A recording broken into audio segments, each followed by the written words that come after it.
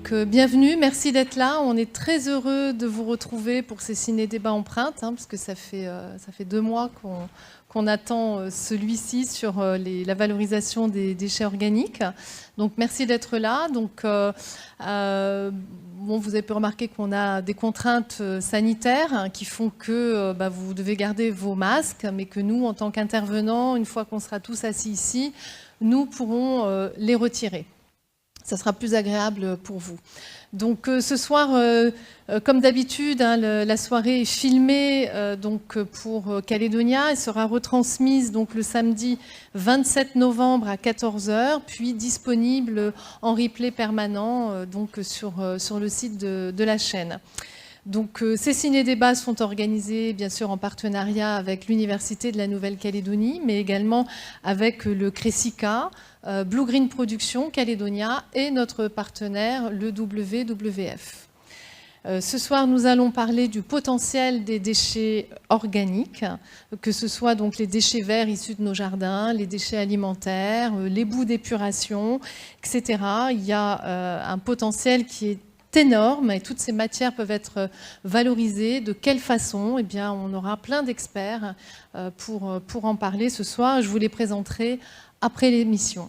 Donc, on va commencer par la projection de l'émission qui dure 26 minutes. Je vous dis à tout à l'heure.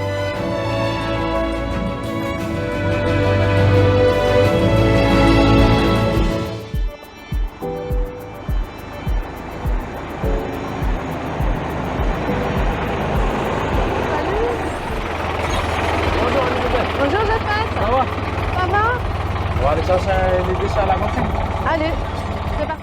L'humanité produit de nombreuses matières organiques qui sont majoritairement enfouies alors qu'elles pourraient être valorisées de façon très simple. Direction Point Bout où le lycée Michel Ancard a développé une plateforme de compostage.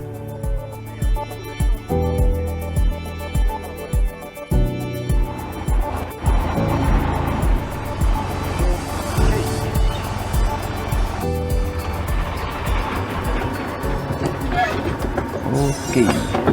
Là, du coup, Elisabeth, on est arrivé à la cantine. Là. On va récupérer tous les déchets. Voilà, c'est tout le manger que les élèves n'ont pas consommé hier. Il y a combien d'élèves qui mangent à la cantine? À peu près 900 élèves qui mangent à la cantine. Ah oui, effectivement. Oui. Là, on va renverser les poubelles. Comme ça. Bon, besoin d'aide? Je veux bien. Oh, c'est plus liquide là. Ça sent l'oignon. Turn the ship another way. Feel it in the darkness. Sailing right into those jagged cliffs. Yeah. Some say we've always been insane. Here Là, lies du a coup, foolish on va game. déverser les déchets de la cantine dans le trou que j'avais fait avant de venir te chercher là. Et après, on va le reboucher. Du coup, là, on va les déposer ce tracteur là et on va aller chercher un plus gros pour faire le retournement.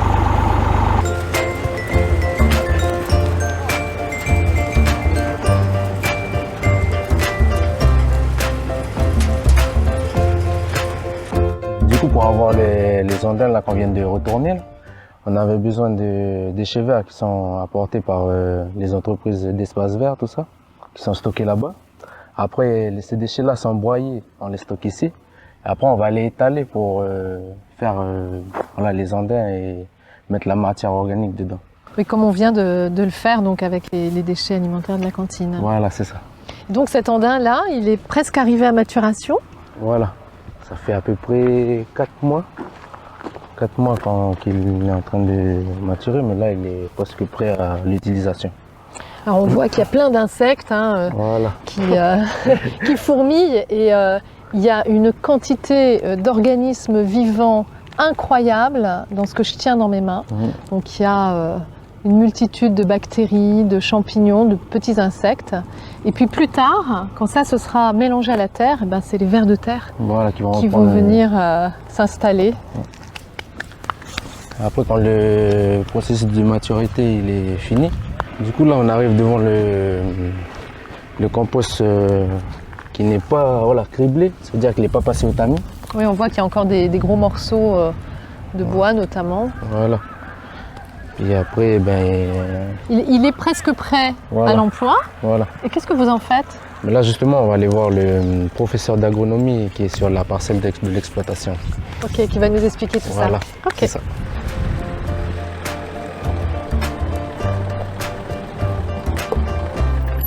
Elisabeth, je vais te laisser avec Corinne. Elle va t'expliquer ce qu'on fait avec le compostage sur l'exploitation. D'accord, bah écoute, merci pour toutes ces explications. Ok, ça marche. À la prochaine. À la prochaine. Alors Elisabeth, je vais t'emmener sur la parcelle pédagogique où on a des buttes permanentes, qui est un terrain d'application pour les élèves. Donc on a des légumes et on a des bananiers et en fait je vais te montrer ce qu'on fait avec le compost. C'est-à-dire que là on voit des bananiers sur lesquels on a les résidus de criblage. Jafet t'avait expliqué qu'on criblait le compost pour garder la partie la plus fine pour les semis, le rempotage. Et donc les morceaux grossiers en fait sont apportés dans la parcelle. Donc là les élèves on les a déposés comme ça. Après on va enlever le paillage et on va les réintroduire sous le paillage. Et sous le paillage, la terre a déjà reçu ce compost? Oui, tout à fait. Donc là on voit qu'en fait la terre est relativement friable. On voit cette couleur noire du compost. Et ce qui est intéressant aussi, c'est qu'on voit, je dirais, des champignons au niveau des racines. Corinne, c'est toi qui es à l'origine de la création de cette plateforme de compostage au lycée? Oui, tout à fait. En fait, ça a démarré il y a à peu près 9 ans. C'est-à-dire que j'avais un module pédagogique de compostage pour montrer aux élèves justement les intérêts des amendements organiques, puisqu'à cette époque, pas grand monde n'en parlait. Et on produisait à petite échelle juste pour ce module. Et en fait, j'ai fait un projet avec la province et l'ADEME pour en fait faire à plus grande échelle. Et ça les a beaucoup intéressés. Ils nous ont demandé de faire une étude justement sur la transformation, enfin le recyclage, je dirais, la valorisation des déchets verts. Et donc on a commencé à travailler aussi avec le CIVOM VKP, donc pour recycler les déchets verts de la commune de Pointe-Boute. Depuis, la plateforme perdure et depuis on a introduit les déchets de cantine dans le compost, puisque ce sont des déchets biodégradables, donc aucun problème. On arrive à la cantine. Ah justement, les éco-responsables sont là. Bonjour les filles. Alors en quoi ça consiste d'être éco-responsable? Je vous invite à entrer dans la cantine afin de vous expliquer. D'accord. Là, par exemple. Par exemple, ici, c'était notre premier projet sur le gaspillage alimentaire. Sur une durée de 1 mois, 2 fois par semaine, c'est le mardi et le jeudi.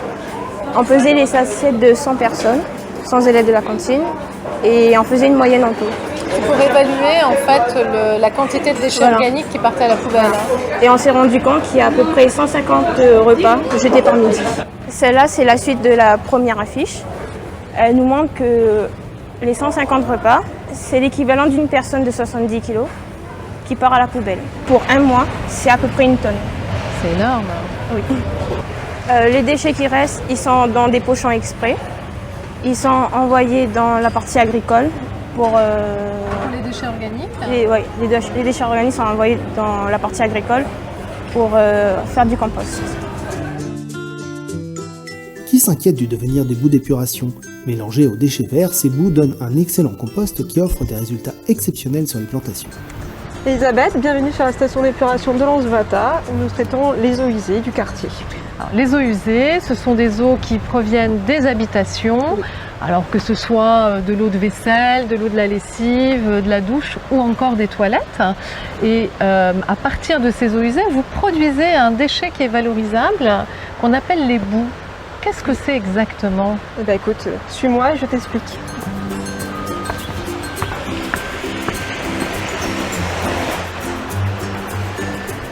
Donc la station d'épuration de Lansvata, comme toutes les stations d'épuration collectives du Grand Nouméa, utilise un traitement dit biologique.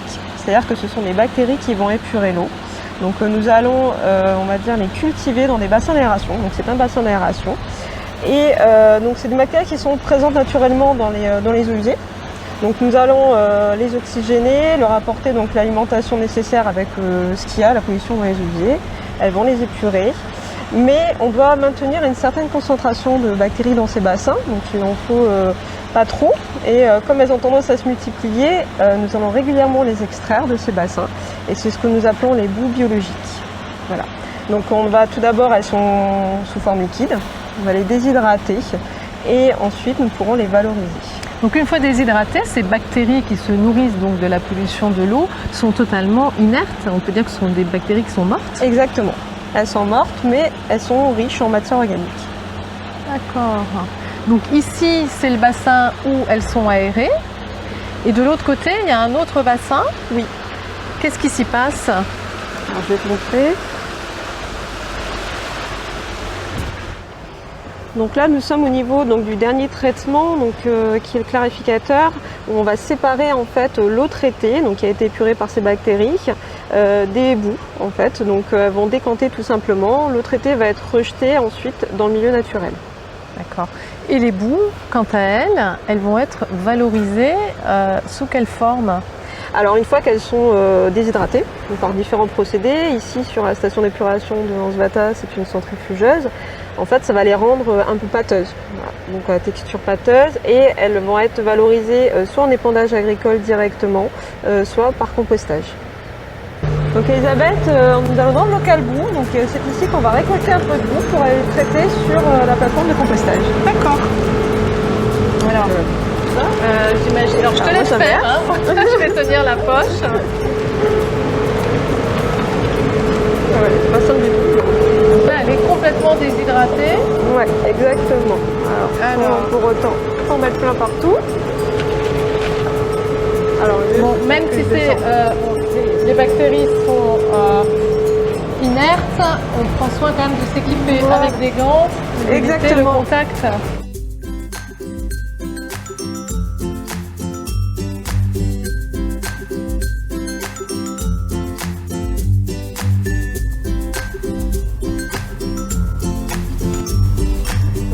Depuis 2010, nous valorisons la totalité des boues de station d'épuration, donc en épandage agricole essentiellement.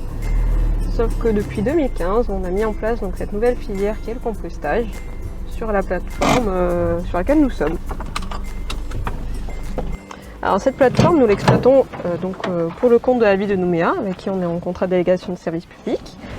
Et donc le but, c'est de traiter les boues de station d'épuration par compostage. Alors pour cela, il faut des déchets verts. Alors les déchets verts, il faut savoir qu'en province sud, chaque année, on en produit 25 000 tonnes, ce qui équivaut à 65 kg par habitant par an. Et il faut aussi savoir que la grande majorité de ces déchets verts est enfouie à l'ISD de Gadji, alors qu'on peut facilement les valoriser pour en faire du compost. Alors justement, comment ça marche ce compost? Alors, dans un premier temps, on va mélanger un volume de boue avec 2 volumes de déchets verts. Donc on va les mélanger. S'ensuit une phase qu'on appelle la phase active. On aura donc une montée en température entre 60 et 80 degrés, qui est très importante. En fait, ça montre l'activité des bactéries qui vont dégrader rapidement la matière organique. Donc cette phase, elle peut durer de 4 mois à 1 mois selon les procédés qu'on va utiliser. Donc le but, c'est d'aérer au maximum pendant cette phase-là, parce que c'est des bactéries aérobies, donc qui ont besoin d'air. Et donc elles vont dégrader rapidement. Et la température permet d'éliminer les pathogènes qu'il pourrait y avoir dans les boues, donc d'hygiéniser les boues, telles que les salmonelles, E. coli, entérocoques, et également éliminer les adventices, les graines d'adventices qui pourraient être dans les déchets verts pour éviter qu'ils se propagent quand on utilise le compost. En revanche, il y a une chose qu'on ne peut pas éliminer des déchets verts et qu'il est important de bien trier avant de mettre ces déchets sur le bord de la route et qu'ils soient donc ramassés par la ville, c'est les déchets plastiques qu'on retrouve malheureusement beaucoup trop dans les déchets verts. Ça, ces déchets ne seront pas dégradés par les bactéries et on va les retrouver au final dans le compost. Après cette phase active, qu'est-ce qui se passe? Alors ensuite, on va se rendre compte par nous-mêmes. Donc la deuxième phase, c'est la phase de maturation. Alors on va prendre la température. En fait, la température va baisser parce que là, ça va être une activité plutôt de champignons. Comme tu peux le voir, on est à 37 degrés environ. Donc là, c'est un ondin qui est en phase de maturation, qui est en fin de maturation. Donc après cette étape-là où en fait le compost s'affine, il devient un humus. Et bien après, nous avons tout simplement le criblé. C'est-à-dire le passer au tamis. Exactement. Tu peux voir donc le compost fini, criblé, donc qui est prêt à l'emploi. Alors justement, qu'est-ce qu'on en fait de ce compost ensuite? Alors écoute, ce que je te propose, c'est qu'on charge des sacs de compost et qu'on aille chez les utilisateurs directement. Très bien. Dans notre façon, on va cribler plus fort.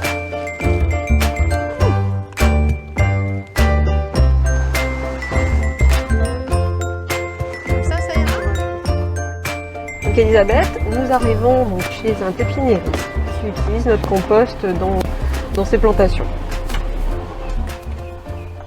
Je te présente Flavien. Bonjour Flavien. Bonjour, Donc, tu es pépiniériste, c'est ça. et tu utilises le compost pour toutes tes plantations.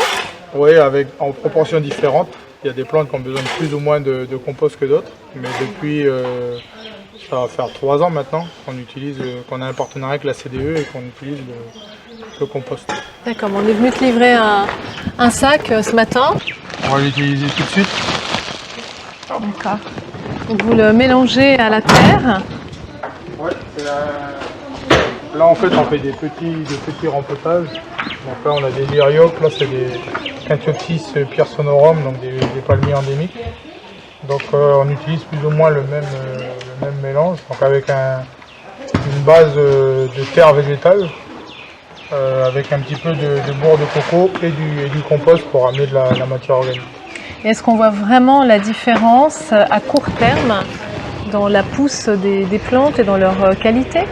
Ben oui, clairement, ce qu'il y a, c'est que la terre végétale, elle est quand même assez carencée de temps en temps. Donc là, le fait d'apporter la matière organique, on nourrit vraiment les plantes, donc elles ont une meilleure vigueur, ce qui permet derrière d'avoir moins recours au traitement chimique, parce qu'on a une plante vraiment saine dans un très bon substrat. En fait, ce substrat, il va à la fois nourrir la plante, mais aussi enrichir le sol, ce qui fait qu'il n'y aura pas besoin ensuite de rajouter des engrais dans les plantes. Donc c'est une nourriture à long terme, Exactement. à la différence de l'engrais. Parce que la matière organique, elle se décompose progressivement, tandis qu'un engrais chimique, lui, il va faire un apport à un instant T, mais il n'aura pas cette durée dans le temps. Et après, en termes de structure de sol, on a un sol assez léger, qui permet aux racines de bien se développer, et surtout à la faune du sol qui a de quoi se nourrir et donc faire un sol fertile. Tu l'utilises donc en horticulture, je sais qu'on l'utilise aussi en sylviculture, ce compost, en revégétalisation de sites miniers, Oui.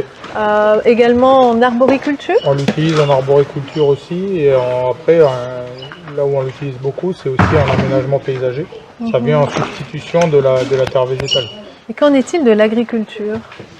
Alors l'agriculture, le souci du compost, c'est qu'on doit utiliser de la matière végétale, donc du déchet vert. Et c'est bien connu en Nouvelle-Calédonie, il y a des taux de nickel et chrome qui sont très importants dans le sol.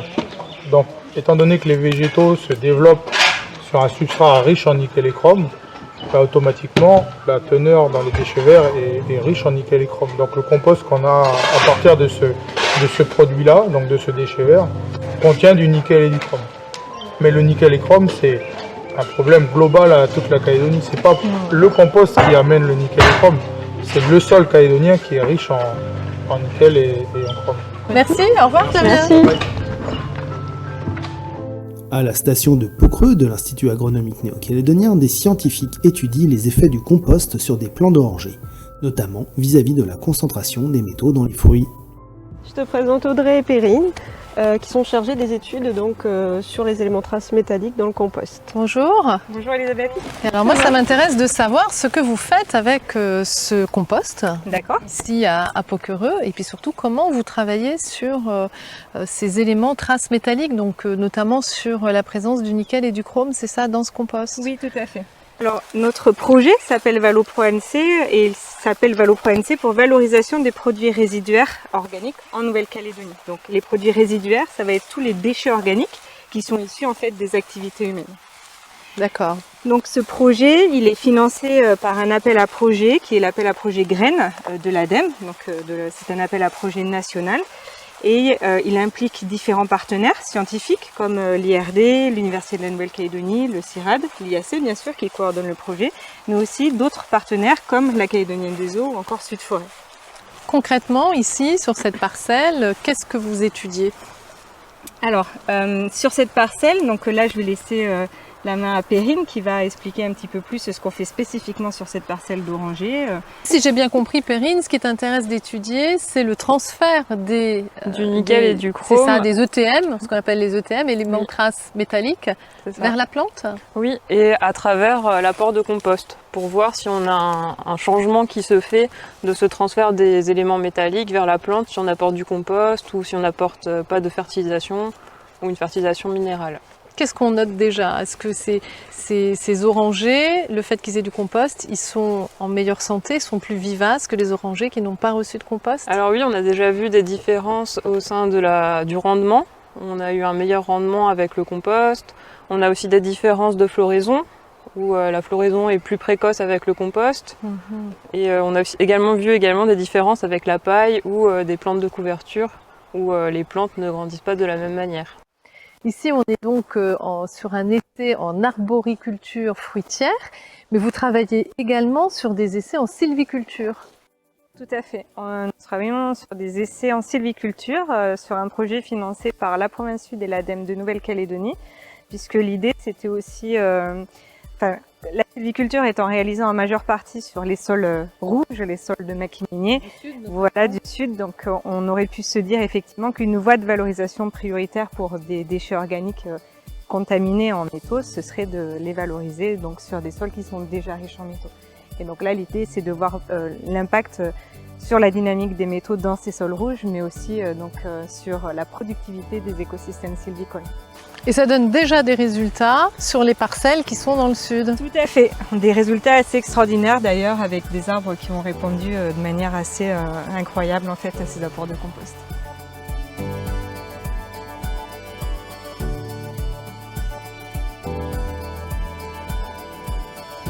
Hubert, est-ce que la notion de déchet existe dans la nature? Je rappelle que la définition d'un déchet, c'est ce qu'il reste après l'utilisation d'un produit et que l'on doit éliminer. Oui, alors Elisabeth, dans la nature, le déchet n'existe pas. C'est l'homme qui a inventé ce concept du déchet, puisque tout est matière, énergie, ressources pour le vivant. Donc tout va être réutilisé. C'est Lavoisier, le physicien, qui disait « rien ne se perd, rien ne se crée, tout se transforme ». C'est notre société qui a inventé ce mode de prédation, de consommation linéaire. On prend, on consomme et on jette. C'est à contre-courant de ce principe fondamental qui gère le vivant sur notre planète. Et tu peux le voir en Nouvelle-Calédonie, dans le lagon ou dans la forêt, tout est recyclé. Un arbre va produire du déchet, entre guillemets, qui va tomber au sol. C'est des feuilles, des branches, des fleurs, des fruits. Lors des cyclones, ça peut être des branches, voire même des arbres qui vont tomber. Et toute cette matière, c'est tout sauf du déchet. Et ça, grâce au vivant du sol, les bactéries, les champignons, toute la microfaune, qui va entièrement recycler cette matière, alors stocker du carbone dans les sols et tout réinvestir dans la croissance du vivant de la forêt. Alors autrefois, finalement, l'être humain fonctionnait de la même façon.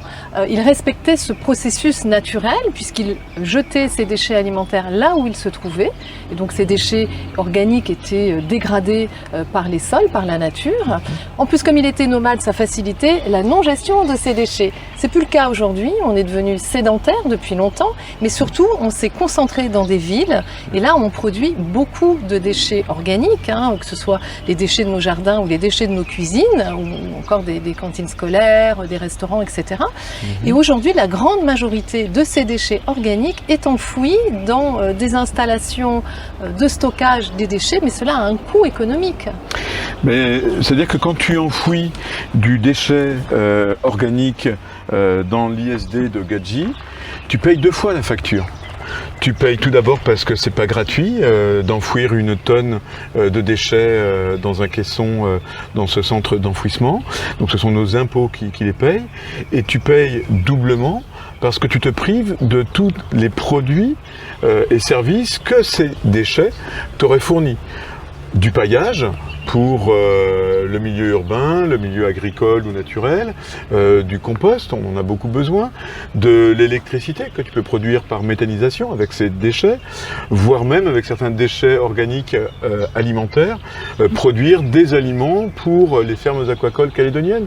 Ça c'est en cours d'ailleurs, avec la transformation de ces déchets par le ver de la mouche soldat, qui va permettre d'imiter la nature. Il est donc nécessaire de revenir à la technique du compostage, d'autant plus qu'il existe de nombreuses solutions relativement simples à mettre en œuvre. Oui, mais souvent, le compostage, ça demande de l'espace et la population urbaine a pas toujours un jardin pour pouvoir mettre un composteur. Et une des solutions qui s'est développée, c'est le composteur collectif. Et ça peut être installé dans une école, ça peut être installé au pied d'un immeuble, dans des jardins partagés, voire même en tribu, à côté de la maison commune, où se déroule la préparation de tous les grands repas de la vie de la tribu. Alors, une étude récente montre qu'en province sud, un quart des poubelles des ménages est composé de déchets organiques, donc qui proviennent du jardin ou de la cuisine, ce qui représente 57 kg par an et par personne. La majorité de ces déchets est enfouie à l'ISD de Gadji, alors qu'on pourrait facilement les valoriser, et il existe des solutions là aussi très simples à mettre en œuvre. Ben oui, tout d'abord le composteur individuel, le principe du composteur que tu vois ici avec ces 3 strates, que tu peux préparer avec différents matériaux, voire principalement de recyclage, mais aussi que tu peux dimensionner en fonction de la taille de la famille. Donc c'est très facile à mettre en place. Donc ça, c'est adapté quand on a un jardin, et il faut savoir qu'un compost ne produit pas d'odeur et n'attire pas les nuisibles, à condition de respecter certaines règles, des règles qu'on retrouve dans ce petit livret qui a été donc réalisé par la province sud et qu'on peut télécharger sur le site de la province sud, et où on retrouve donc toutes les informations utiles pour bien faire son compost, avec des dessins de notre ami Bernard Berger. Voilà. Mais il existe également une autre solution là qui est beaucoup plus adaptée à la vie en appartement, qu'on peut facilement mettre sur son balcon, sur sa terrasse, mais aussi dans son jardin bien sûr. C'est le lombricomposteur, et pour ça j'ai invité un spécialiste de la question à venir nous expliquer comment ça fonctionne. Bonjour David. Bonjour Elisabeth, bonjour Hubert. Bonjour David. Alors nous avons ici un lombricomposteur individuel. Tout à fait. Donc cet appareil est fait en plastique recyclé. Donc il permet à une famille de 6 personnes de retraiter ses déchets à la maison. Alors comment ça fonctionne? Donc ça fonctionne de la manière suivante. Tiens Hubert. Merci. Vous mettez vos déchets à l'intérieur du premier bac. Donc là c'est les déchets alimentaires de la cuisine uniquement. Essentiellement, Okay. essentiellement. Donc vos épluchures, du marc à café, des sachets de thé, du carton, du papier journal, voilà. Donc vous mettez vos déchets et tout simplement les lombrics viennent consommer, se nourrissent des déchets et le transforment en un compost solide et en un thé de compost. Et donc cet appareil va produire 2 fertilisants naturels? Tout à fait, donc un compost, ce qu'on appelle le lombricompost, qui est solide, et du lombrité, ou du thé de verre, ou du thé de verre, oui, c'est plus joli. Voilà. Que vous récupérez à l'aide de ce robinet. C'est là, un petit robinet, donc voilà. Hop. Effectivement, ça a la couleur d'un thé noir, du coup. Et là, c'est une formule qui est fortement concentrée? C'est assez concentré pour l'utiliser dans vos végétaux. Il faut le diluer à 1 pour 10. D'accord. Donc, pour 1 litre de lombricompost liquide, vous mettez 10 litres d'eau. Et vous pouvez sentir, il n'y a pas d'odeur. Non, c'est tout à fait très agréable, léger parfum. Donc on l'a vu, il existe quand même vraiment beaucoup de solutions vraiment faciles à mettre en œuvre, que ce soit à l'échelle individuelle ou à l'échelle collective, voire même industrielle. Donc on n'a plus qu'une chose à faire, compostons. Compostons. Merci David, merci Hubert. Merci à vous. Je vais demander à nos intervenants de me rejoindre. Donc, bien tout d'abord, notre partenaire Hubert Géraud, du WWF. Meryl Bloch, chargée de mission environnement de la Calédonienne des Eaux, mais qui a une double casquette ce soir, puisqu'elle est également vice-présidente du cluster Valorga. Alizé Bonnet, de l'ADEME Nouvelle-Calédonie. Donc, Alizé nous parlera également de la semaine européenne de réduction des déchets, puisque vous le savez, la CERD commence ce week-end, c'est du 20 au 28 novembre. Donc, Alizé nous donnera toutes les informations à la fin de ce rendez-vous. Audrey Léopold, donc docteur en biogéochimie à l'IAC, l'Institut agronomique néo-calédonien. Et comme nous étions limités à la chaire en nombre d'intervenants, eh bien nous avons également 2 autres intervenants dans la salle. Donc vous avez entendu Hubert Géraud parler de la mouche soldat. Alors c'est mouche soldat noire. Voilà, je précise. Donc nous avons ce soir Régis Bador, donc, qui est ingénieur à l'IOT et gérant de la société Neofly, qui est donc au premier rang et qui nous parlera de cette filière complémentaire. Et puis nous avons également Cécile Camin et Audrey Schmitt de Cameco Nouvelle-Calédonie, qui, elles, organisent des ateliers de sensibilisation à la fabrication du compost et qui sont donc les personnes qui nous ont gentiment mis à disposition ce composteur individuel que vous avez pu voir dans la séquence avec Hubert. Alors malheureusement, nos amis du lycée de Pointe-Boute n'ont pas pu se joindre à nous puisque le duplex avec Baco n'a pas pu se tenir. Nous manquons de personnel à Baco justement pour pouvoir prendre les inscriptions et vérifier le pass sanitaire. Donc on n'a pas pu donc organiser ce duplex et l'équipe du lycée était, ma foi, relativement déçue, mais ils n'ont pas pu descendre à Nouméa. Voilà, donc on leur fait un petit coucou depuis Nouméa. Alors, on l'a vu dans cette émission, sur la plateforme de compostage de Nakutaquin, qui est gérée par la CDE pour la mairie de Nouméa. Cette plateforme est en train d'être démantelée et va être remplacée par une autre plateforme qui a, ma foi, un modèle assez original et innovant, puisque c'est une plateforme qui va être gérée par un partenariat à la fois de fournisseurs de déchets organiques et d'utilisateurs. Et là, je vais laisser Meryl présenter ce projet. Oui, effectivement. Alors, il faut allumer le micro et le rapprocher. Il allume. Bon.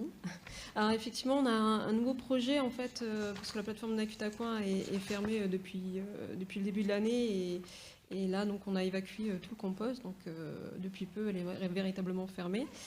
Et on a un nouveau projet de plateforme sur Computa qui s'appelle donc le projet Karinga, qui réunit en fait les 3 principaux partenaires, c'est-à-dire les fournisseurs de boue, donc la CDE, les fournisseurs de déchets verts, la CSP, et le principal utilisateur de compost, c'est Mango, pour former en fait la société Mango Environnement, qui sera porteur de ce projet-là. C'est une plus grande plateforme, c'est-à-dire qu'on traitera 6000 tonnes de boue, 6000 tonnes de déchets verts pour produire à peu près 4800 tonnes de compost. Et donc on va dire la différence avec celle de Nakutaquin, notamment ça va être au niveau de la phase active où on aura une phase active d'1 mois parce qu'on va essayer d'accélérer cette phase en ayant un système d'aération forcé. Merci beaucoup. Alors, je vais lancer un petit peu des questions à nos différents intervenants qui viennent compléter ce qu'on vient de voir et puis après vous pourrez poser vos questions. Donc on l'a vu dans les voies de valorisation prioritaires pour ce compost. On en a parlé avec Audrey Léopold, il y a la sylviculture et puis la culture des arbres fruitiers. Et moi j'aimerais savoir pourquoi est-ce que vous avez choisi de travailler avec les arbres fruitiers et pas avec les légumes par exemple? Ça marche déjà. Merci Elisabeth, bonsoir à tous. Donc oui, parmi les voies de valorisation prioritaire, Flavien en a parlé dans le film, on a une problématique autour des concentrations en nickel et en chrome qui sont très importantes dans les composts qui sont produits sur le territoire. Alors, sur quasiment tous, des problématiques vis-à-vis du nickel et sur certains, des problématiques aussi vis-à-vis du chrome. Donc, l'idée pour pouvoir donner en fait une richesse économique à ce produit, c'est de le valoriser dans des filières qui limitent les risques sanitaires, notamment pour la santé humaine. Donc, tout d'abord, la sylviculture, puisqu'il y a des besoins aussi en fait en engrais et en amendement en sylviculture, et en arboriculture fruitière, puisque dans la littérature scientifique, les fruits, les arbres fruitiers, sont généralement des végétaux qui accumulent moins les métaux que les légumes, par exemple.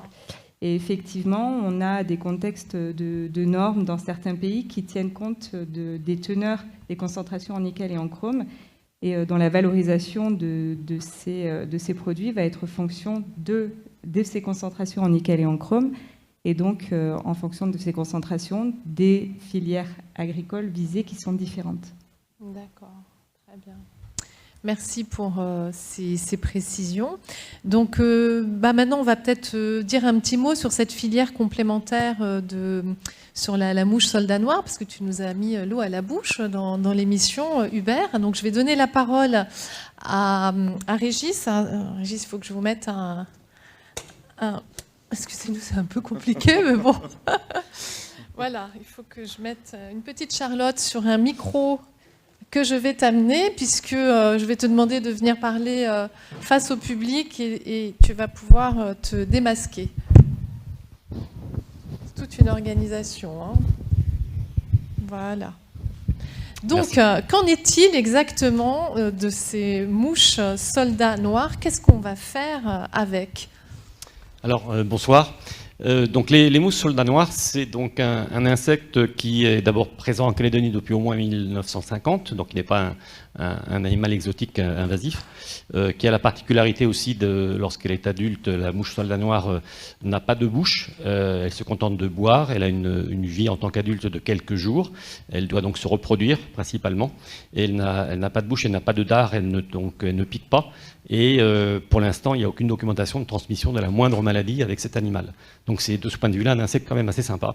Et la deuxième qualité, encore plus importante pour la valorisation des déchets, c'est qu'elle a tendance naturellement, elle pond au-dessus de déchets en début de décomposition, déchets en particulier donc organiques, végétaux. Et les œufs, lorsqu'ils éclosent, tombent dans ces déchets.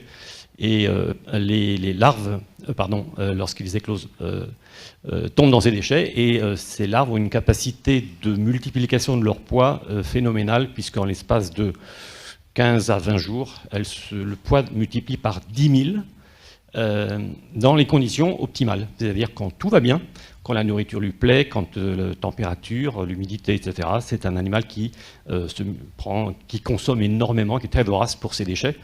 Et ce qui est formidable, c'est qu'au bout de 15-20 jours, eh ben, ces vers bien gras, c'est un peu des mini vers de Bancoul, ont une richesse en protéines et en acides gras qui sont finalement, après des recherches assez récentes, très bien valorisables pour substituer sous forme de farine et d'huile, en particulier les farines de poisson, les huiles de poisson qui sont utilisées dans la plupart des aliments pour les animaux d'élevage, en particulier en aquaculture, mais pas seulement. Et donc en Calédonie, tout le monde sait bien que notre magnifique crevette, et surtout excellente crevette, elle est très respectueuse de l'environnement. Un petit bémol près, c'est justement les aliments qui sont utilisés sont fabriqués localement, mais après à partir d'ingrédients importés. Et en particulier la farine de poisson qui vient de l'autre bout du monde.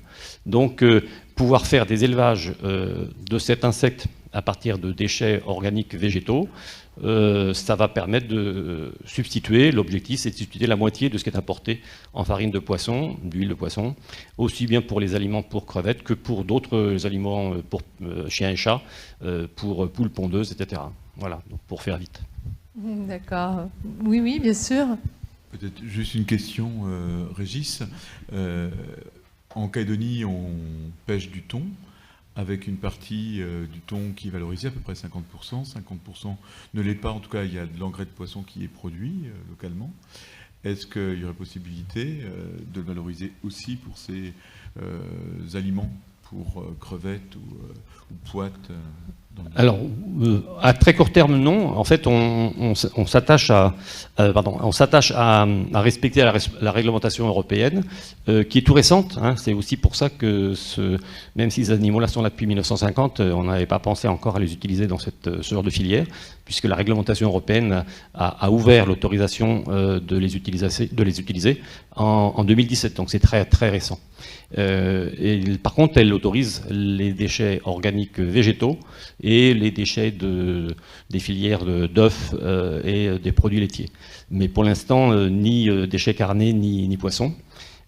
Par contre, il y a, à ma connaissance, un autre projet en Calédonie pour utiliser les déchets de la filière, effectivement, thon de Calédonie pour fabriquer de la farine.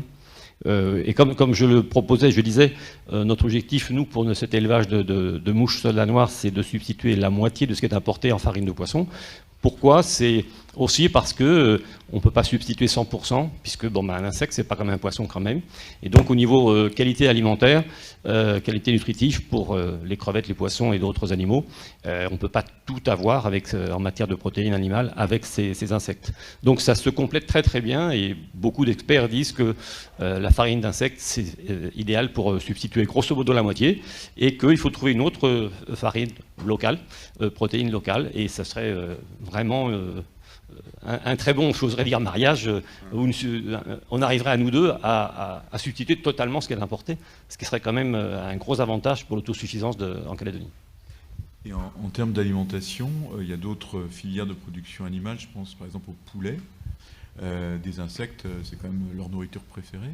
Oui, c'est même au-delà de ça, puisqu'en fait, il y a un début de recherche qui tend à montrer que, notamment l'huile d'insectes et de certaines espèces particulières, notamment celle-ci, ont des qualités, disons, pour renforcer la réponse immunitaire de certains animaux d'élevage, notamment les poules pondeuses.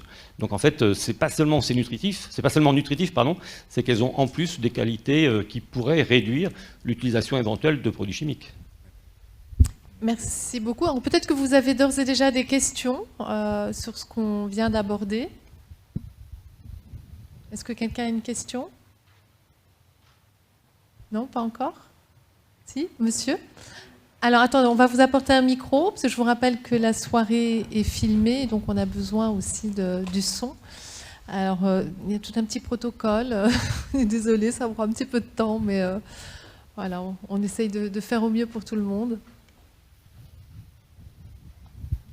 Donc voilà, Claire et Ludovic sont les ambassadeurs de l'université qui vont vous faire passer les micros ce soir. Attendez, il faut allumer le micro et attendre 1 ou 2 secondes. Je voulais juste vous demander quel était le tonnage prévu pour le remplacement de la moitié des besoins. On parle en centaines de tonnes. Ok, merci. Pour quelques centaines de tonnes de farine d'insectes, il nous faut quelques milliers de tonnes de déchets. Mais comme l'a dit tout à l'heure Elisabeth, ce n'est pas les déchets qui manquent. Oui, le marché de la nourriture pour crevettes, c'est bien plus que cela ou... Nous, on vise, je veux dire, la moitié du marché, quoi, grosso modo, des besoins. Mais puis, s'il y a de plus en plus de crevettes, il y aura de plus en plus de besoins de granulés. On sera là pour fournir ce qu'il faudra. Oui, merci. Merci. Oui, on a une autre question en haut.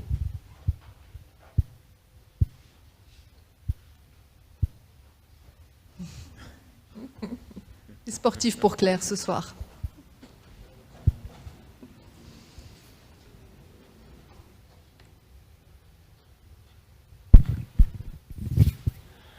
Oui, bonjour, merci donc pour ces interventions et pour le film. Moi, ma question, elle porte sur le processus justement avec cette mouche de soldat noir. Est-ce que le processus, il est déjà mature, c'est-à-dire vous êtes capable de passer à l'échelle et de produire déjà la moitié, ou on est encore à une phase de laboratoire ou expérimentale?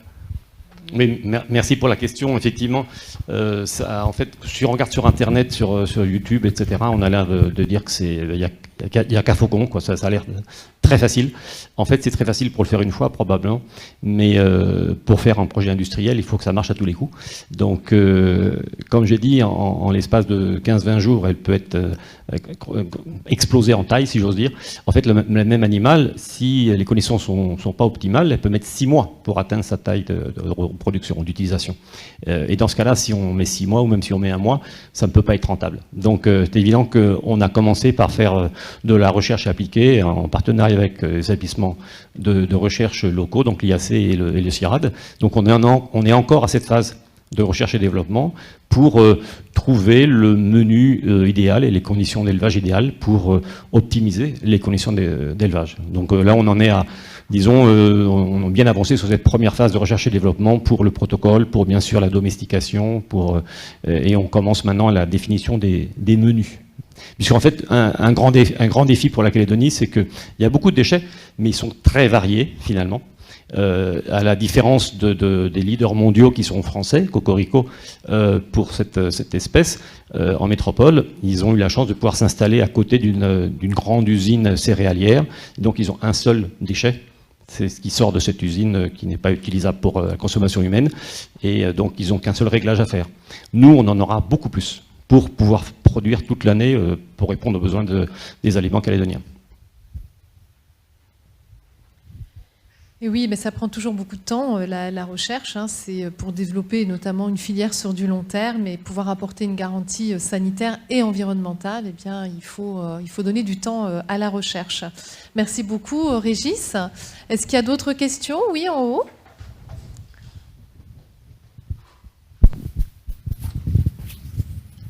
Oui, bonsoir, messieurs, dames. Moi, je suis un agriculteur des îles. Simplement pour vous demander. C'est vrai qu'il y a 20 ans de cela, les arbres fruitiers comme les mandariniers, les orangers, poussaient en pagaille. Et aujourd'hui, principalement dans les îles, hein, aujourd'hui, par enchantement, mais ces arbres-là disparaissent. Est-ce que vous pouvez me donner l'explication de ces disparitions, je dirais, pas instantanées, mais avec le temps, ces arbres fruitiers disparaissent? Est-ce que vous pouvez me donner une explication, s'il vous plaît? Voilà, merci.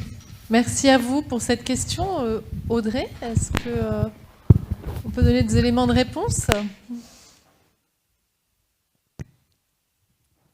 Bonsoir, merci de votre question. Alors, moi, je ne suis pas trop spécialisée sur le développement de l'agrumiculture en Nouvelle-Calédonie. Après, il est certain qu'on a effectivement un vieillissement du verger. Donc, sans m'avancer, il est possible qu'effectivement, ce vieillissement du verger soit à l'origine de la disparition de ces arbres fruitiers. Voilà. Après, on cherche à travers l'étude qu'on mène sur la station agronomique de Pau-Creux, on cherche à valoriser donc, ces déchets organiques, notamment ce compost, en agrumiculture, donc bien sûr pour soutenir la production fruitière et agrumicole en Nouvelle-Calédonie, mais on couple en fait ces apports de matière organique à des pratiques qui sont des pratiques agronomiques agroécologiques, où on va à la fois utiliser des systèmes de paillage des billons ou alors de plantes de couverture. Donc on essaye de coupler en fait l'intérêt d'apporter ces différentes matières organiques qu'on appelle les amendements organiques à des pratiques agroécologiques qui permettraient justement d'avoir une certaine résilience par rapport au changement climatique ou encore pour soutenir en fait la fertilité des sols et donc la productivité des vergers. Je suis désolée, je ne pourrais pas vous en dire plus sur la disparition du verger à l'échelle du territoire. Est-ce que quelqu'un veut compléter? Est-ce que... Oui, monsieur, vous voulez... Attendez, on vous ramène le micro, monsieur, parce comme on enregistre.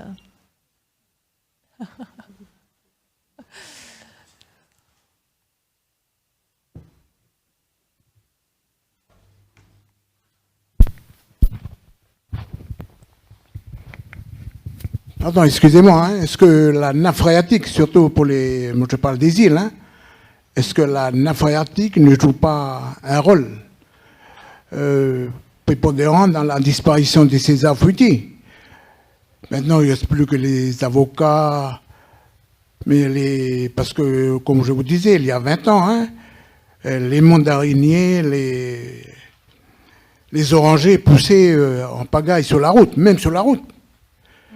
Et aujourd'hui, ce phénomène-là, voilà, ça a été une surprise pour nous, surtout pour les gens des îles.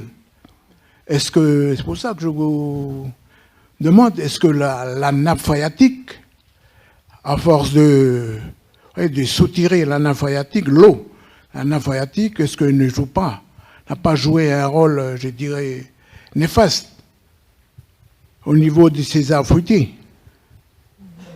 Voilà, merci.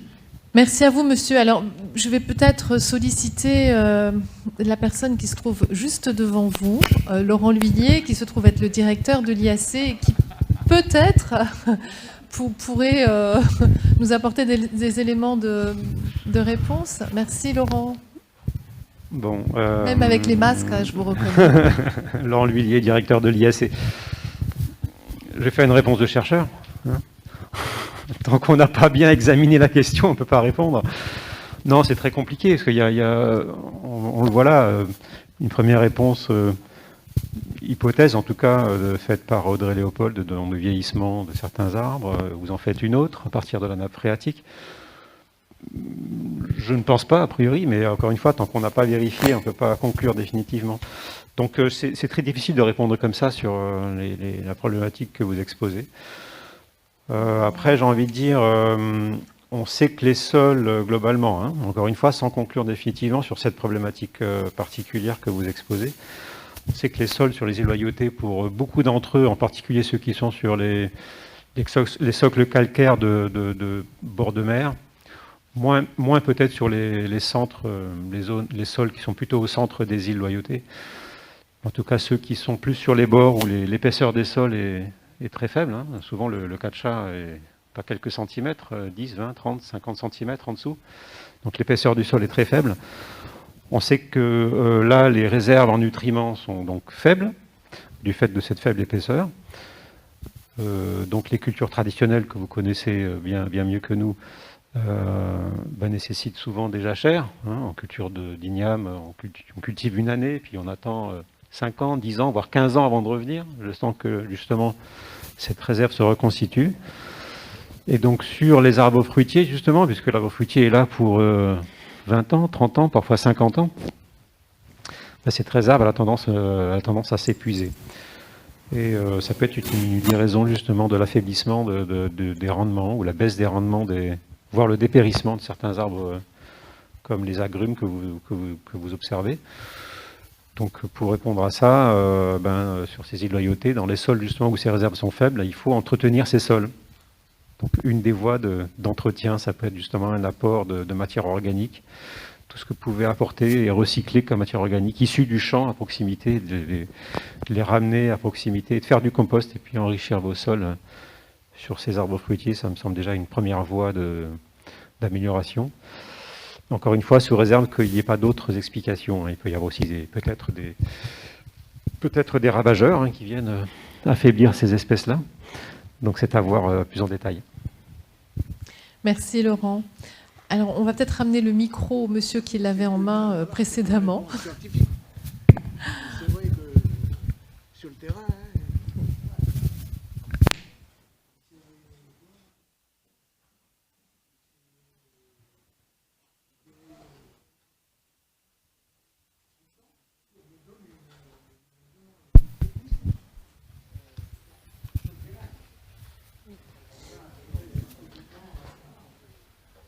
Bonjour, voilà, je voulais m'associer à la société Neofly parce que nous sommes là de l'autre société qui s'appelle Antocal,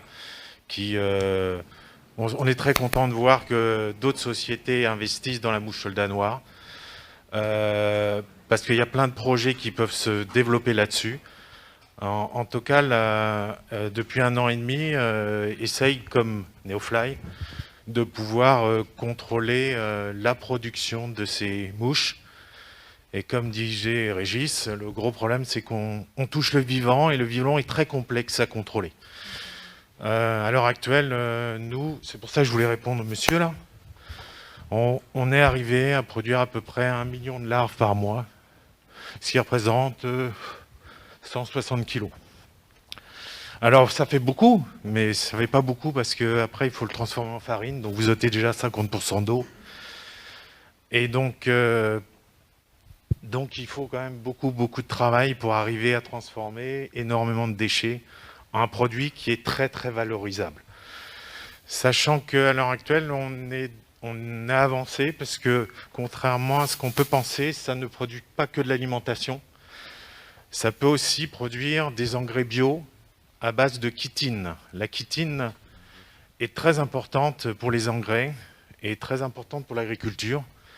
Et on est en train de monter un partenariat avec une université en France, avec un chercheur qui transforme cette chitine en chitosane avec un bioréacteur. On doit signer normalement dans 1 mois et on doit lui fournir de la farine. Bon. Mais comme dit Régis, le gros problème, c'est qu'il y a une grosse phase de recherche et que le Covid ne nous a pas aidés du tout. Donc, à ce propos-là, je voudrais remercier l'agence rurale de nous avoir aidés financièrement et aussi à la Biofabrique de nous avoir mis à disposition des locaux. C'est, je pense, une filière qui est très prometteur, sachant qu'elle est présente sur le territoire et qu'elle demande très peu d'énergie pour transformer, puisque c'est la larve qui travaille et c'est pas un bioréacteur et avec de l'énergie développée. Donc, au contraire, c'est une filière, à mon avis, qui est très prometteuse. Donc, voilà, c'est tout ce que je voulais dire. Merci, Monsieur Simon. Alors, il y a d'autres filières de valorisation donc, des déchets organiques. Je pense notamment au domaine de l'énergie. Alors, il y a un projet qui existe déjà depuis longtemps, qui avait été lancé par EEC, qui s'appelle l'Assiette verte.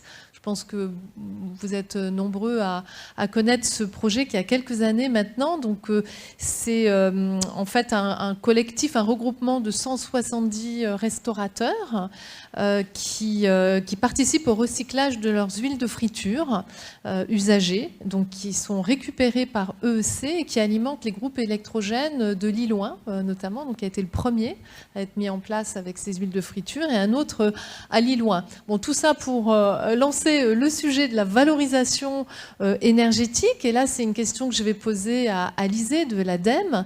Donc, je rappelle l'ADEME, qui est l'agence de la transition écologique et qui, en Nouvelle-Calédonie, par le biais de conventions avec les 3 provinces, donc finance un certain nombre de projets sur l'ensemble de la Nouvelle-Calédonie.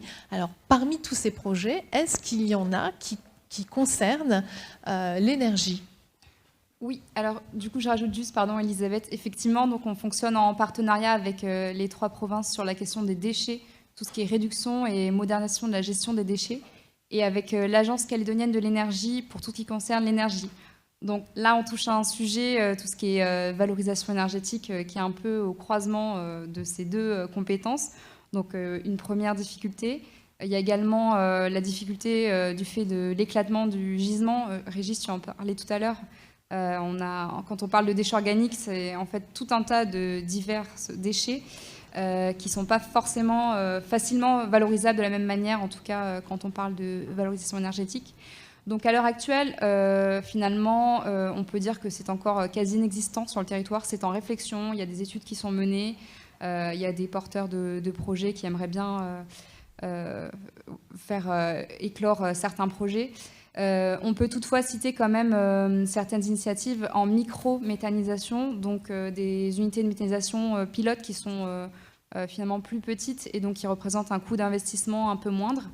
On a accompagné notamment avec la province Nord projet de micro-méthanisation pour l'association Arbre aux Fruits qui produit maintenant avec ses 4 micro-méthaniseurs du biogaz dans le Nord qu'ils utilisent, et je crois que pour l'instant ils en sont contents. Donc ça reste à développer, ça émerge, mais effectivement, la valorisation énergétique est une autre voie de valorisation possible pour tout ce qui est matière organique. Juste une question, Alizé. Ça représente une part importante de leur consommation énergétique à ces exploitations agricoles ou c'est Ouais, ça je ne saurais pas encore te dire comme ça a commencé cet hiver. D'accord, non. Ouais. Mais c'est un projet qu'on va suivre avec attention parce que ça pourrait vraiment, en fait, tout ce qui est micro-unité justement, permettre de remplir des besoins énergétiques qui sont bien présents sur le territoire, effectivement. Oui, on a une question. Ça me permet de faire comme vous et d'enlever mon masque pour poser ma question. Alors non, justement. Il faut que je le garde. Oui, parce que vous n'avez pas de Charlotte sur votre micro. On ne peut pas mettre une Charlotte dessus. Hein. Donc c'est ou la Charlotte ou le masque. Je veux bien la Charlotte sur le masque, sur le micro. C'est un micro qui passe de personne en personne, donc voilà, merci. Je voulais savoir, vous n'avez pas parlé des instruments qui s'appellent des digesteurs qui permettent de valoriser justement les déchets alimentaires, en particulier dans la restauration. Donc c'est un sujet qui nous intéresse, nous, parce qu'on s'occupe de restauration. Vous n'avez pas parlé parce qu'il n'est pas conforme ou il ne répond pas à certaines normes ou à certains... je ne sais pas, protocole, etc. Parce que là, dans les exemples que vous avez donnés, finalement, c'est assez long, le processus, puisque ça prend de 1 à 4 mois pour finalement valoriser des déchets alimentaires, je parle, alors que là, le digesteur, nous, ce qu'on a mis en place, c'est un cycle de 24 heures, finalement, assez adapté à la restauration. C'est-à-dire qu'on les met le matin ou à midi, et on les récupère le lendemain, et on peut déjà s'en occuper après. Donc, est-ce que c'est pas un système que vous employez, que vous recommandez pas, pour des raisons qui, à ce moment-là, nous intéresseraient? Merci. Oui, de ce que j'en sais, effectivement, ça commence à se lancer. Il y a notamment Zero Waste Pacific qui va mettre en place une unité pilote très prochainement avec un restaurant partenaire. Donc on va voir, effectivement, on va suivre aussi cette technique-là.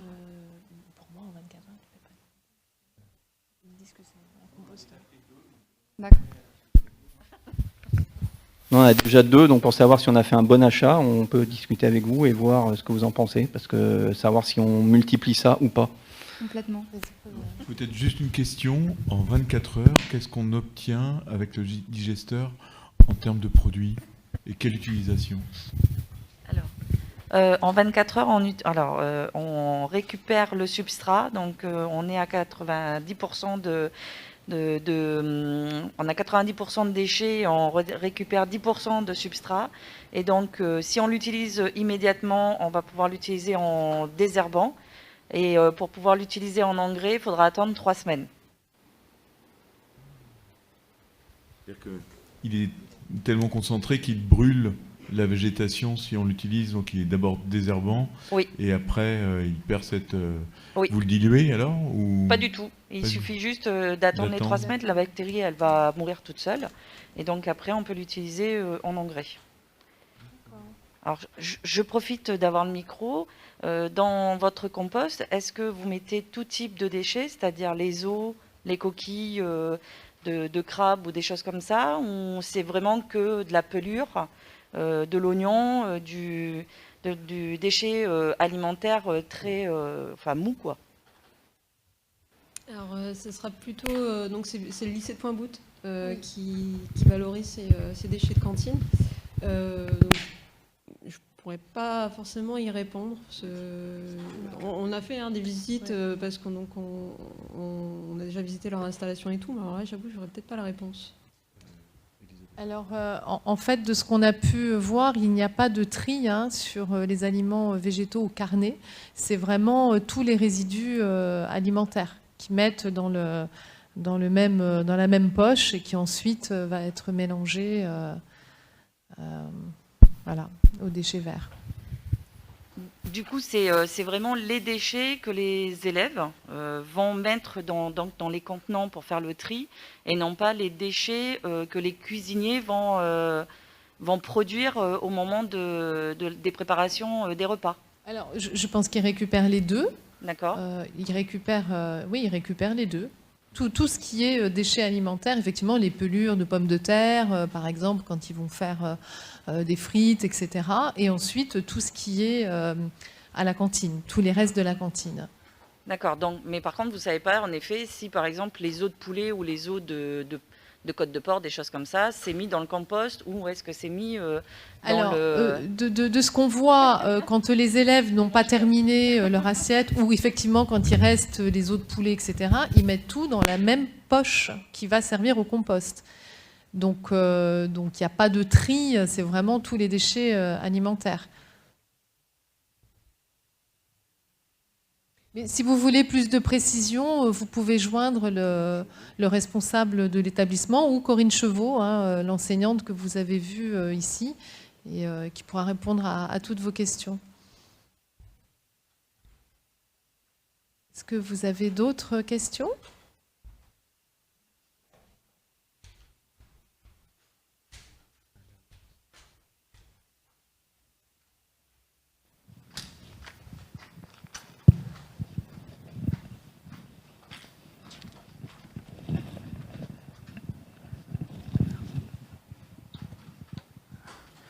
Oui, bonsoir.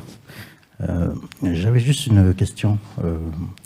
Par rapport à... On parle de méthanisation, j'entends parler depuis tout à l'heure de méthanisation. J'ai visité à Clermont-Ferrand, il y a quelques années, un centre de méthanisation pour la ville de Clermont-Ferrand. La ville de Clermont-Ferrand, c'est 140 000 habitants à peu près. On nous met ici en province sud, on est 200 000 habitants. Et le projet de méthanisation à Clermont-Ferrand, elle récupérait tous les déchets d'enfouissement en fait, sur leur centre d'enfouissement et elle produisait justement ce biogaz et l'électricité justement pour alimenter une partie de la ville. Ici, la CSP, Calédonienne des services publics, gère le centre d'enfouissement technique, l'ISD de Gadji à Baïta plutôt. Je sais que c'est 70 000 tonnes de déchets qui entrent sur déchets ménagers, ordures ménagers assimilées, qui entrent sur ce centre d'enfouissement. Donc, est-ce qu'il y a possibilité, ou il y a eu une réflexion qui a été portée justement sur cette possibilité d'utiliser ce centre d'enfouissement justement pour faire de la méthanisation justement? Effectivement, on entend parler d'un projet sur Gadji depuis un certain temps déjà. Est-ce qu'on a des nouvelles de ce projet ? J'ai essayé d'en avoir pour aujourd'hui, mais j'ai pas eu de retour. Donc effectivement, je sais pas si quelqu'un dans la salle a plus de nouvelles. Ça a été en réflexion longtemps, en cours puis arrêté. Donc je sais pas si ça continue ou... L'objet était de récupérer le biogaz sur Gadji. Oui, je crois qu'il y a une main qui s'est levée.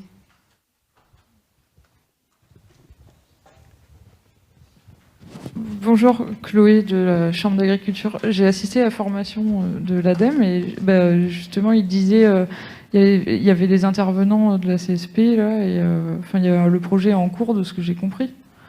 Avec c'était qui nous faisait la présentation, Enercal Alexa. Ouais, oui. Donc le projet il est en cours à Gadji. Après, je crois qu'ils sont pas dans la salle, dommage, mais. En cours, excuse-moi Chloé, quand tu dis en cours, c'est qu'il est fonctionnel ou il est en cours d'élaboration? En cours d'élaboration, de ce que j'ai compris. Okay. Mais, je dis ça juste parce que je l'ai entendu, je ne suis pas du tout dans, dans ce travail-là. Et merci monsieur pour cette intervention. Est-ce que vous savez, pour Clermont-Ferrand, ce que ça représentait en termes de couverture de leurs besoins énergétiques? Est-ce que ça c'est un chiffre qui vous avait été donné ou...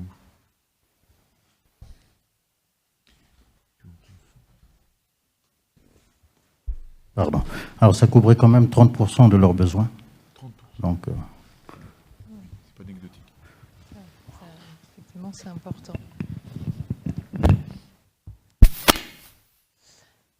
Oui, on a une autre question. Donc je garde mon masque, vous avez vu, j'ai retenu. Je voulais savoir si vous avez fait du parangonnage, enfin du benchmarking avec nos voisins dans le Pacifique ou avec d'autres pour savoir si la Calédonie est en pointe dans le recyclage et les potentiels organiques. Est-ce qu'on s'inspire de ce que font les autres ou au contraire, on est en avance, la Calédonie, et donc on est moteur dans cette évolution-là? Excellente question. Oui, bonne question. Ma réponse va vous décevoir. Mais Non, par contre, là en ce moment même se déroule du 15 au 28 novembre la table ronde des déchets du Pacifique. Donc, de mémoire, c'était une des questions qui était abordée sur la valorisation des déchets organiques. Donc, on aura sûrement bientôt plus de réponses.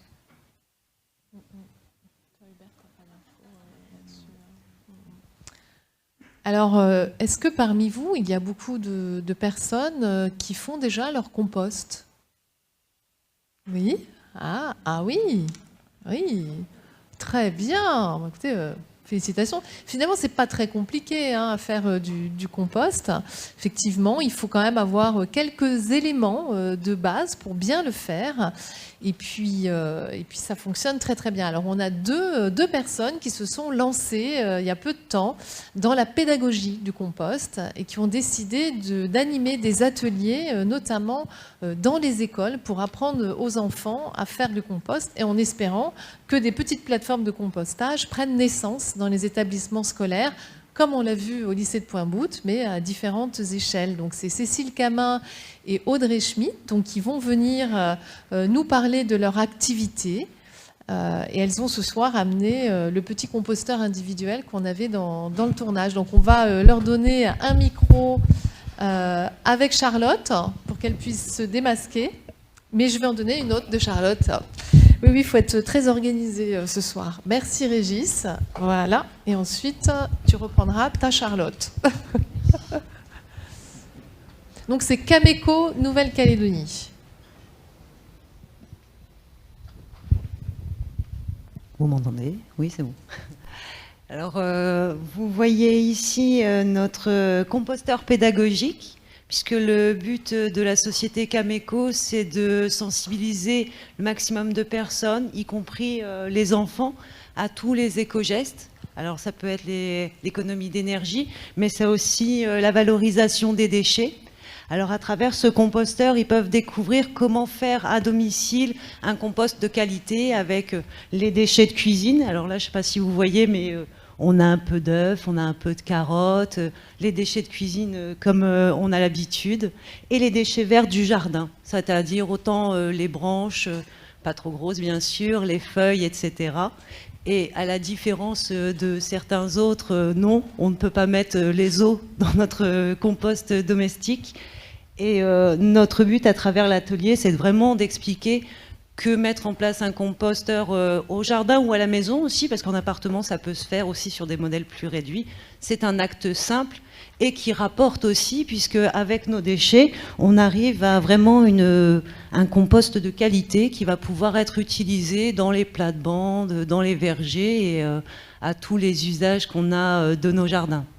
Donc cet atelier est vraiment destiné à sensibiliser des plus jeunes, parce que des petits, ils savent trier leurs déchets déjà en général, donc ils savent ce qui va pouvoir être mis dedans, et les plus grands aussi, parce que même si ce soir on est nombreux à valoriser nos déchets domestiques, il y a encore des progrès à faire sur le territoire, donc c'est vrai que notre objectif à travers ce composteur de démonstration, c'est de montrer que c'est facile à partir de ces déchets domestiques de participer à l'amélioration de la qualité de la terre avec le retour de nos déchets à la terre, justement.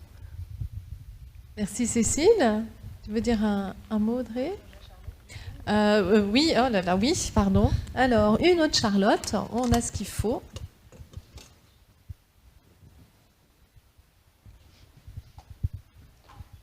Voilà.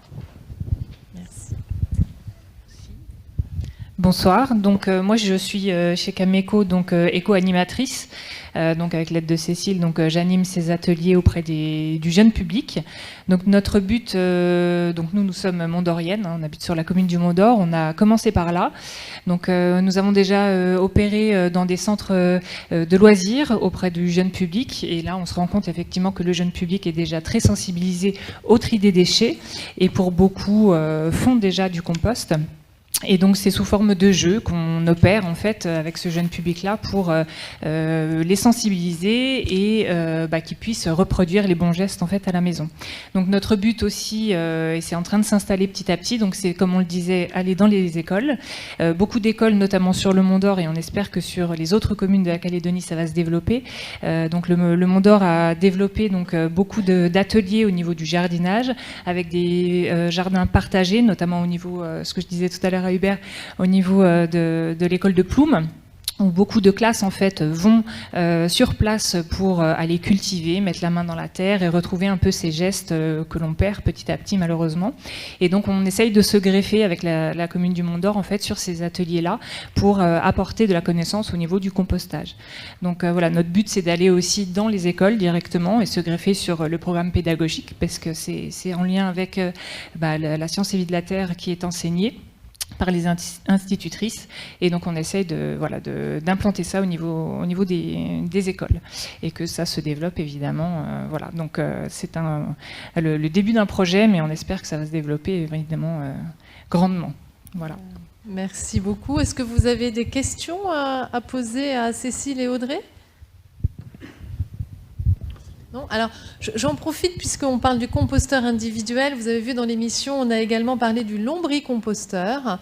Et j'en profite pour vous annoncer qu'il en reste encore à la ville de Nouméa, puisque la ville de Nouméa donc, offrait une subvention pour l'acquisition d'un lombricomposteur. Il en reste 80 à acquérir pour vraiment pas cher, Alizée, je crois.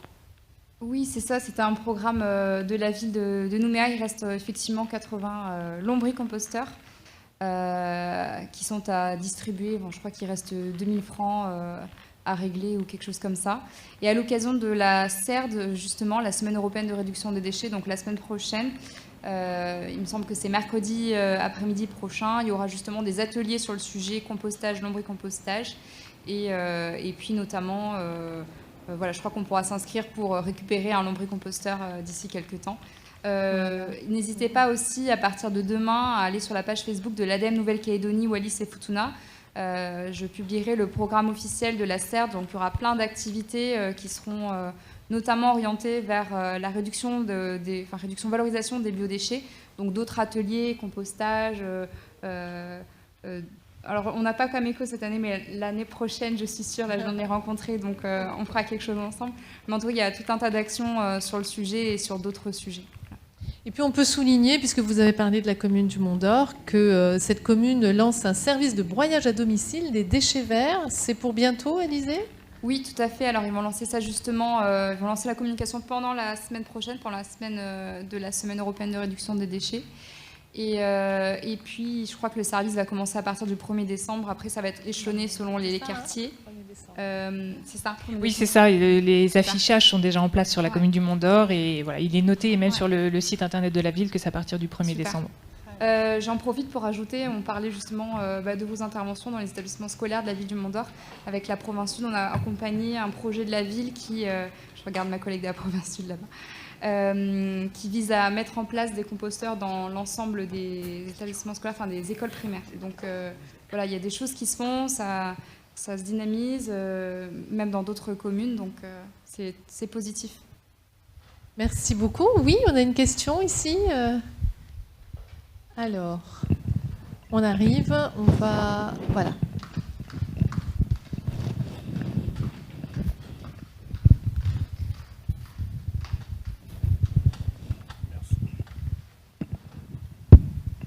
Bonsoir, je m'appelle Olivier Berthelot, je suis en charge de l'environnement justement sur la commune du Mont d'Or. Donc, je suis accompagné de mon chef de service d'ailleurs et du directeur des services techniques également. Donc, je voulais en profiter pour parler un petit peu effectivement de ce service innovant qu'on lance sur la commune d'ici une quinzaine de jours.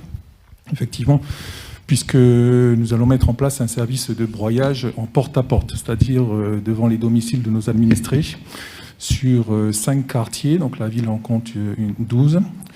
Donc, quelle est la situation au Mont d'Or ? Donc, chaque année, la ville produit environ 5000 tonnes de déchets verts, hors événements climatiques.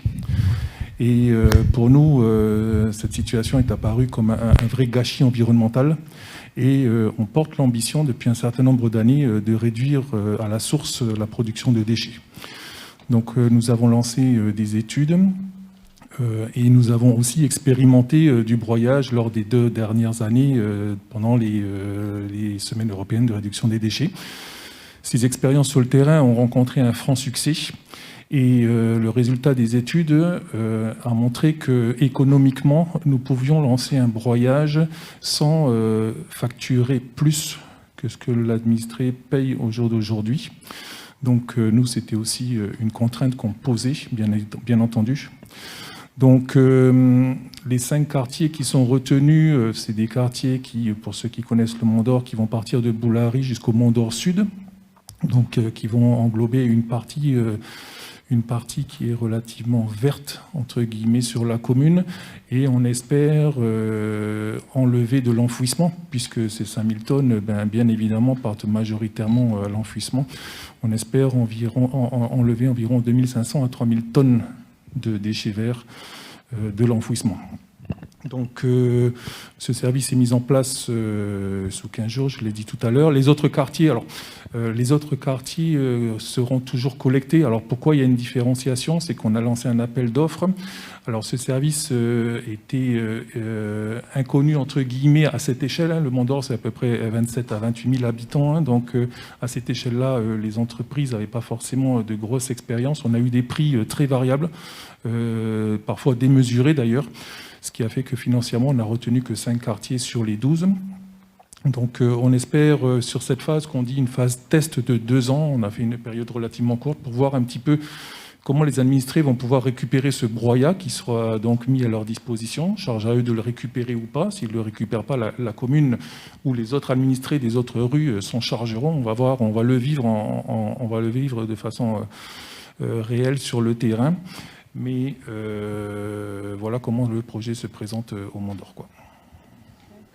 Merci beaucoup, Monsieur Berthelot. Merci. Et juste peut-être rajouter, revenir sur Cameco.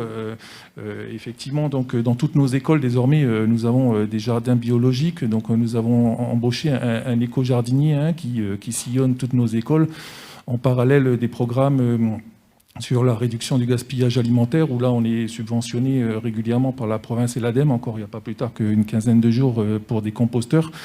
Donc effectivement, tout ça, ça participe à ce que chez nous, on appelle l'éveil des consciences. Donc le tri sélectif pour les déchets recyclables, donc le bac jaune, le travail dans les écoles, notre centre d'éducation, le broyage maintenant. Tout ça, voilà, c'est éveiller les consciences et puis faire en sorte que les gens puissent trouver d'autres solutions, donc des solutions basées sur la nature, donc qu'on puisse aller de l'avant. Donc tout ce travail se fait au Mont d'Or et dans d'autres communes, bien évidemment, mais voilà. Juste une réaction, en tout cas, je tiens à vous féliciter pour cette démarche qui, j'espère, va inspirer d'autres communes et qui montre, encore une fois, que dans le trio citoyens, collectivités, entreprises, il n'y a pas un acteur qui est attendu, mais tous les acteurs. C'est-à-dire qu'on a beau... Alors, tu parlais de conscientisation, cette étape est extrêmement importante, mais si on n'a pas les outils, s'acheter un broyeur individuellement, ça n'aurait pas de sens. Donc là, la solution, elle est collective, et là, la commune offre l'outil. Donc on sera très intéressé de savoir si l'objectif, si ça marche. Et on le verra bien, parce que j'imagine que vous allez l'étendre. Il y a une première phase de test, et si ça marche, à partir de quand vous l'étendrez à l'ensemble de la commune? Comment ça va se passer? Alors, donc les marchés, l'appel d'offres a été configuré sur une période de 2 ans. Donc là, on fonctionne pendant 2 ans sur du broyage dans certains quartiers et de la collecte pure sur d'autres quartiers. Dans 2 ans, on va remettre l'ensemble des quartiers en appel d'offres. On espère qu'entre-temps, les entreprises qui ont eu les lots de broyage vont donc générer de l'expérience et puis pouvoir affiner des prix, et que les autres entreprises qui n'ont pas réussi à avoir des prix satisfaisants vont pouvoir aussi regarder et puis affiner leurs prix. Donc là, on a besoin d'avoir des prix, donc des entreprises qui arrivent à s'y retrouver. Mais comme je l'ai dit, hein, ce service il est innovant en Nouvelle-Calédonie. Je crois qu'il y a juste sur la commune de Poya, hein, où il y a du broyage à domicile, donc on n'est pas du tout sur la même échelle. Et donc sur une échelle d'une commune, donc ça n'existait pas. Et ça a posé quelques soucis pour dimensionner les offres de ce qu'on sait chez certaines entreprises. Après, Hubert, ce que tu disais sur on a besoin de tout le monde, alors oui, sur cette action de broyage encore plus, puisque si nos administrés ne récupèrent pas les broyats, il va falloir les collecter et les amener en traitement à la CSP et il va falloir payer. Donc là, pour nous, ça va être un gouffre financier. Donc là, on espère que nos administrés vont jouer le jeu et on fera donc des campagnes de communication et puis on verra pour travailler avec l'ADEME aussi pour voir pourquoi pas pour financer ou cofinancer des composteurs, enfin donner des idées d'utilisation. Mais on est persuadé qu'au Mont-d'Or, ça va fonctionner, quoi. On a cette intime conviction. Merci beaucoup. Est-ce que vous avez des questions? Oui, par là-haut. Une là et deux en haut. Je garde ça là. Je prends que le micro. C'est bon. Bonsoir à tous, Justine Coursin de la Direction du développement durable des territoires de la province Sud et au bureau de la gestion des déchets et en charge de la filière des déchets organiques. Je voulais juste une minute compléter en fait pour cette filière pour dire en fait qu'il se passe pas mal de choses maintenant dans les différentes sous-filières. Pour vous faire juste un petit panel rapide, donc par exemple les boues d'épuration, on a vu qu'il y avait un projet structurant avec Karinga en co-compostage. La partie gaspillage alimentaire, la province Sud en partenariat avec l'ADEME a fait beaucoup de choses. Là on a équipé les 4 communes du Grand Nouméa sont toutes équipées de tables de tri. On a cofinancé le projet du Mont-d'Or là qui met des composteurs dans toutes les écoles primaires. Enfin, ça avance, il se passe beaucoup de choses à ce niveau-là. Sur la partie biodéchets, on a lancé une étude pour la valorisation des biodéchets, en fait des gros producteurs dans un premier temps, mais on a un appel à manifestation d'intérêt là qui a été lancé la semaine dernière pour identifier des porteurs de projets pour implanter une unité de compostage à l'échelle industrielle. Sur la partie poisson, donc là il y a eu beaucoup de succès, il y a l'engrais de poisson, ça fait quelques années maintenant, mais ça fonctionne toujours. On a un porteur de projet pour un gros projet de valorisation de poissons, de déchets de poissons et de déchets d'abattoirs de volailles aussi notamment. Donc ça va se faire l'année prochaine a priori. On a les porteurs de projet pour les farines de mouches. Sur les déchets carnés aussi, ça commence à bouger du côté de l'OCF notamment, qui voudrait valoriser en co-compostage 100% de leurs déchets d'abattoir, pour l'abattoir de Bourail, avec des déchets verts, etc. Donc là aussi, ça commence à bouger, disons. C'est pas encore fait, c'est à l'échelle de projet, mais ça devrait se faire. Et puis on a un autre porteur de projet par exemple qu'on a cofinancé aussi pour faire des friandises pour animaux domestiques en fait, sécher des déchets d'abattoir pour faire des friandises. Donc ça c'est chouette aussi et c'est innovant sur le territoire. Puis après sur la partie des déchets agricoles, on a cofinancé une étude pour Valorga, c'est Valorga qui est porteur du projet pour l'implantation d'une unité expérimentale de méthanisation chez un éleveur à Moindou. Donc là aussi, on va voir ce que ça donne. Enfin voilà, c'était juste pour vous dire qu'il commence à se passer beaucoup de choses et que la province Sud et l'ADEME sont derrière tout ça. Voilà. Merci beaucoup. Peut-être juste une question avant le complément de Chloé. Tu parlais de friandises pour les animaux domestiques, chiens, chats. Est-ce qu'il n'y a pas un enjeu à fournir leurs aliments, pas que des friandises? Parce qu'aujourd'hui, je pense que la majorité des aliments pour chiens et chats sont importés. Il y a un producteur local de croquettes. Ah. Ouais. Pour une part marginale du marché, ouais, c'est une petite part du marché. Après, je crois que les gens sont très exigeants avec la nourriture de leurs animaux domestiques. Et souvent, ils veulent des produits de haute qualité. Là, donc, bon. Mais il y a un petit... il y a de la production locale. Là, ça serait vraiment pour la partie friandise. Mais pareil, là par contre, il n'y a pas du tout de production locale. Et c'est un marché à prendre parce que les importations sont... Enfin, c'est énorme, quoi, ce que ça représente. J'en profite pour répondre à une question qui a été posée il y a 15 minutes, donc un peu long à la détente, mais mieux vaut tard que jamais, sur la place de la Calédonie, enfin si on est plutôt en avance ou en retard. Là, Justine a adressé un beau panel.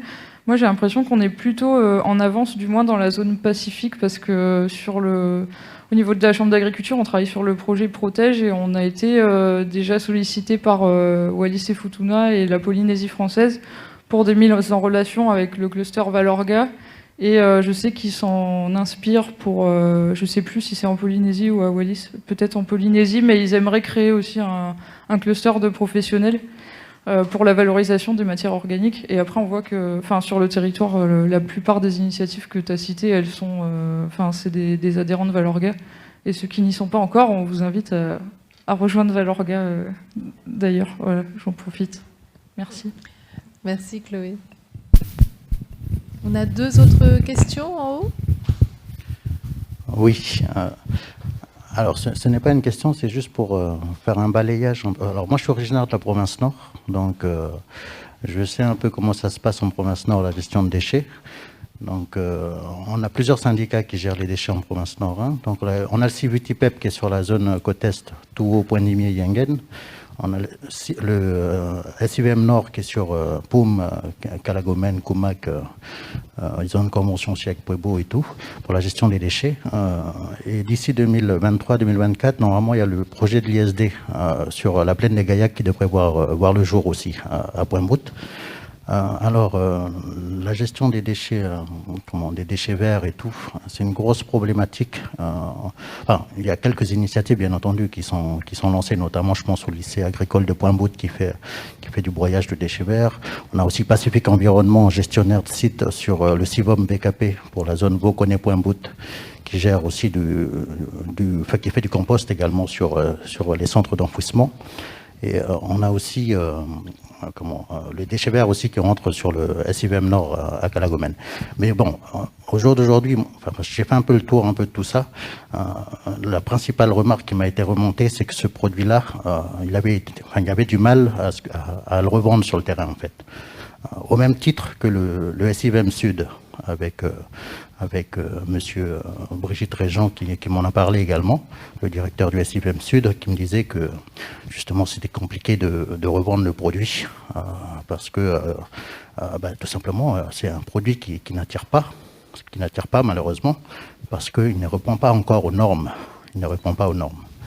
Donc ça c'est un gros problème qu'il faut souligner et peut-être qu'il faut aussi réfléchir à des critères de labellisation beaucoup plus précis, plus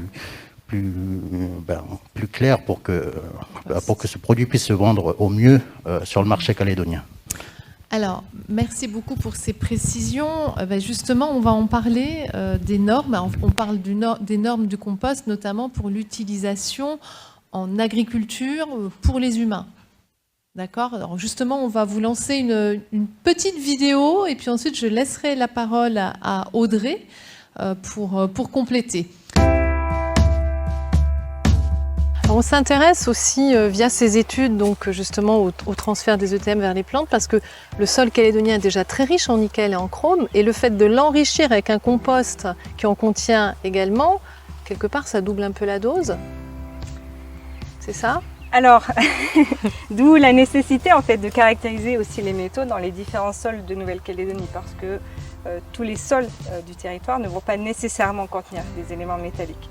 C'est le cas par exemple à Pau-Creux où on est dans le cas d'un fond géologique ou pédologique qui est plutôt pauvre en métaux et donc en fait avec l'apport de compost on va enrichir un sol qui initialement n'était pas très riche en métaux. Donc là, on est plutôt sur des phénomènes de concentration en métaux et c'est ce qui nous intéresse aussi, notamment à travers la thèse de Perrine. C'est dans un contexte où on n'aurait pas énormément de métaux, où bien sûr la teneur en métaux va pouvoir être supérieure à celle qu'on a déjà dans des sols métropolitains. Mais ici, on a globalement peu de métaux et le fait d'apporter du compost riche en métaux, en fait, on va concentrer les métaux. Et donc, on va chercher à savoir à un instant T, aujourd'hui, mais aussi dans 10 ans, en fait, quel va être le devenir de ces éléments métalliques qui étaient initialement contenus dans le compost. Parce que là aussi, on peut avoir des phénomènes différents dans 10 ans de ce qu'on a aujourd'hui. Donc c'est ce qu'on appelle un petit peu les effets bombes à retardement. Donc tout ça, c'est aussi dans le but de pouvoir mettre en place une norme qui permettrait d'utiliser ce compost en agriculture pour la nourriture humaine. Oui, tout à fait. Alors l'idée, c'est effectivement du projet, c'est de fournir des données qui seraient utilisables par les collectivités et par le territoire pour mettre en place une norme. Donc une norme qui prendrait en compte finalement ce principe de précaution par rapport aux teneurs en nickel et en chrome qu'on a dans le compost, puisque l'idée c'est bien d'éviter finalement de disséminer un petit peu ces éléments métalliques dans un environnement par exemple où il y en aurait peu, ou aussi à travers les plantes que les êtres humains vont consommer ou encore les animaux.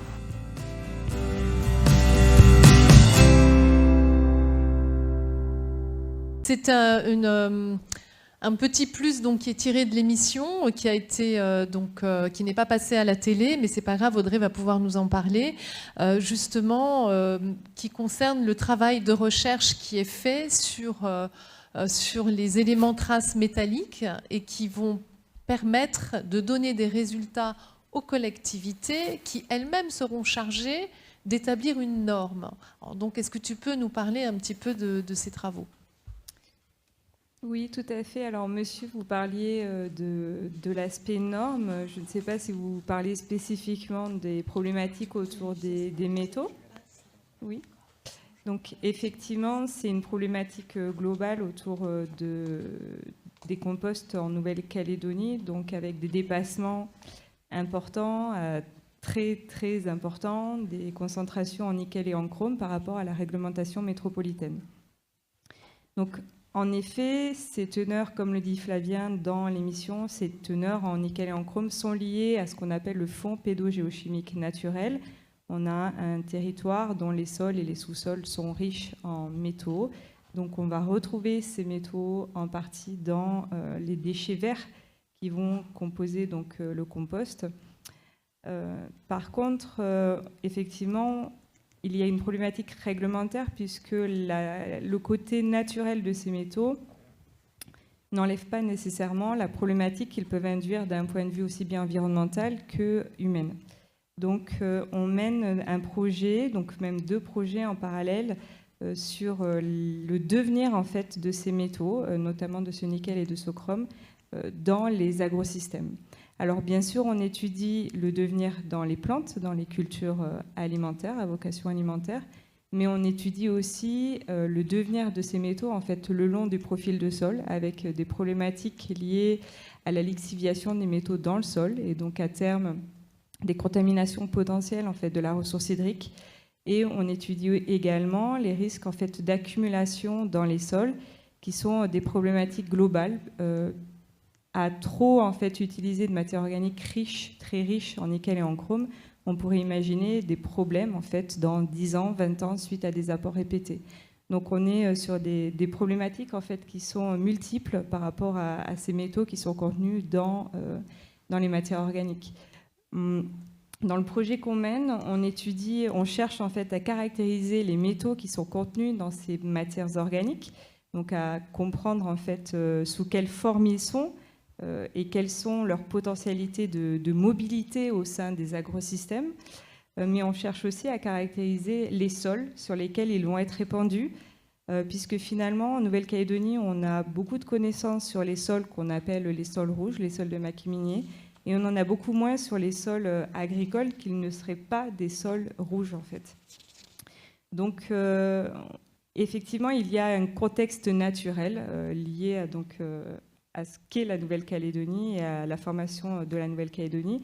Mais voilà, on étudie effectivement donc, les risques de transfert de ces métaux au sein des agrosystèmes et les risques d'accumulation dans le sol suite à des valorisations de matières organiques qui pourraient présenter des teneurs très importantes en nickel et en chrome.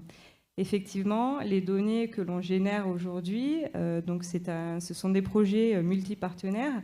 Il y a l'UNC, l'Université de la Nouvelle-Calédonie, l'IRD, le CIRAD. On a des partenaires, comme je l'ai dit, techniques, comme Sud Forêt ou la Calédonienne des Eaux. On travaille aussi beaucoup avec le cluster Valorga, avec la province Sud aussi. Donc, les données qu'on génère, elles ont vocation en fait à être fournies aux collectivités pour effectivement alimenter une réflexion en vue de la mise en place d'un cadre réglementaire local par rapport à ces teneurs, en fait, en nickel et en chrome. Voilà. Alors, en attendant de pouvoir utiliser ce compost donc, dans l'agriculture destinée aux humains, Meryl, ce que vous produisez actuellement, et donc qui est destiné à la sylviculture, à l'horticulture, etc., est-ce que vous écoulez la totalité du compost que vous produisez ? Alors, le compost qu'on a produit jusque-là sur Nakutacoin, la totalité était valorisée donc hors culture alimentaire. Donc, notamment en aménagement paysager, ça permet de remplacer la terre végétale, ce qui n'est pas rien parce qu'en fait ça évite de prélever de la terre végétale dans des sols à vocation agricole. Donc ça épuise un peu donc, les terres agricoles. Donc jusque-là on n'a pas eu de soucis. Enfin je veux dire on arrive à écouler dans ces filières-là. Maintenant si je peux un peu compléter, je pense pas que c'était au sein de Valorga, c'est pas les seuls blocages qu'on a relevés, le nickel et chrome. Il y a aussi le fait d'avoir un compost de qualité mature pour éviter les adventices, parce que notamment pour les utilisations sur mine, c'est un problème. C'est-à-dire que si vous avez des plantes envahissantes qui se mettent à pousser, c'est pas prévu qu'ils entretiennent, etc. Donc ils sont très vigilants pour ça, et également des problèmes de phytotoxicité si on a un compost qui n'est pas mature. Et pour cela, en fait, on a des bonnes pratiques de compostage, et au sein de Valorga, c'était d'ailleurs une des premières actions qu'on a faites, c'était d'écrire un référentiel technique des pratiques dans le but de certifier des composts. Donc on a ou le procédé de compostage, mais on a fait une demande donc, de signe qualité auprès de l'agence rurale pour avoir ce signe qualité, ce label-là, qui pouvait garantir que derrière, on a un compost de qualité. Voilà. C'est en dehors de la problématique nickel et chrome. Mais il n'y a pas que cette problématique-là, il y a aussi la garantie du procédé et du produit. Voilà, donc c'est en cours. Merci. Une question ? Alors, le temps passe, il commence à se... Oui, pardon, il y avait une question ? Oui, monsieur.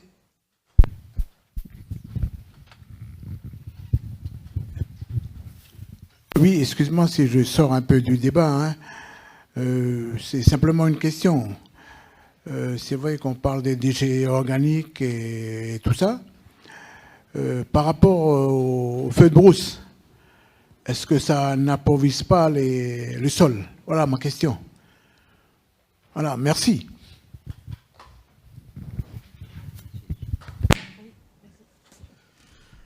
Alors, en effet, la valorisation de la matière organique, elle est complètement... Le feu fait l'inverse. Le feu détruit la matière organique, renvoie des éléments, entre autres minéraux. Donc, c'est véritablement quelque chose qui s'oppose à cette valorisation des déchets. Il y a quelques années, à la tribu de Guapin, au fond de la vallée de Poya, avec la province Nord et avec le soutien financier de l'ADEME, on avait monté une première formation de maîtres composteurs en tribu, parce qu'on avait, depuis des années, avec un ensemble de mamans, monté un parc de pépinières. Et les mamans produisaient des milliers de plants pour lesquels il fallait du compost, de la terre organique et du compost. Et donc c'était un petit peu imbécile de faire venir des sacs de terreau au fond de la vallée de Poya pour remplir tous les pochons qui allaient contenir les plants.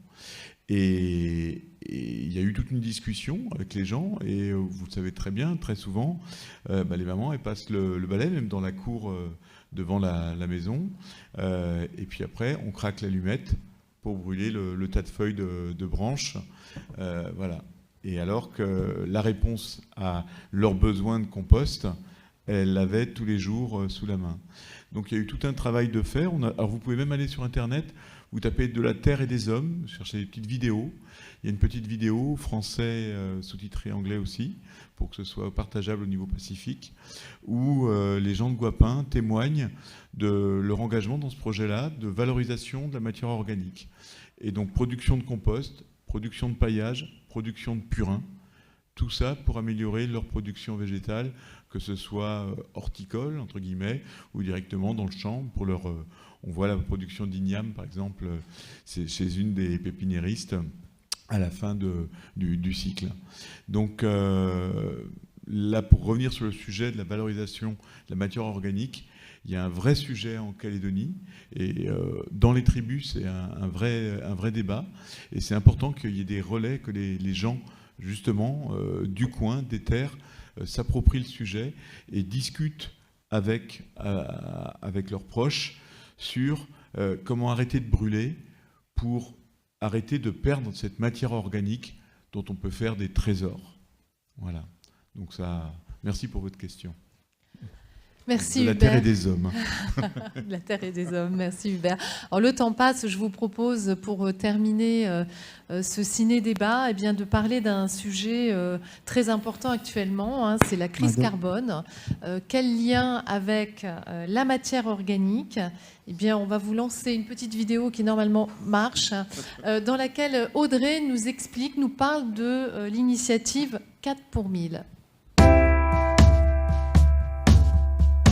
Alors, on peut peut-être rappeler aussi que ce compost, c'est de la matière organique et que la matière organique, elle est issue du cycle du carbone.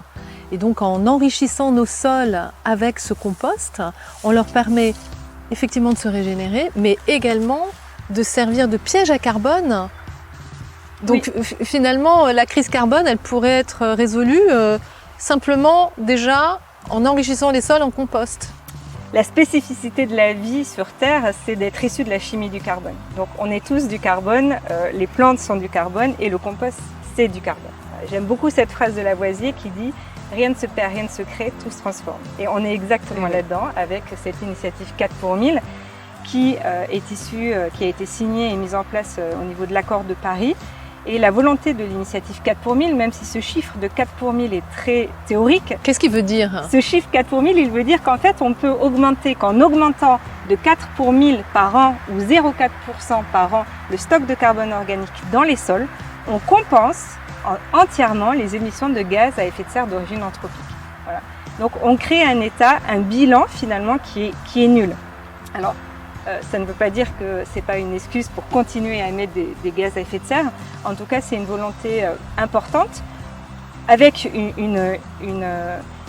un fond qui est vraiment important, c'est-à-dire c'est avant tout de redonner de la vie au sol. On recherche à remettre du carbone dans le sol. Ce qu'on met dans le sol, on l'enlève de l'atmosphère. Donc c'est autant qu'on gagne pour les changements climatiques. En fait.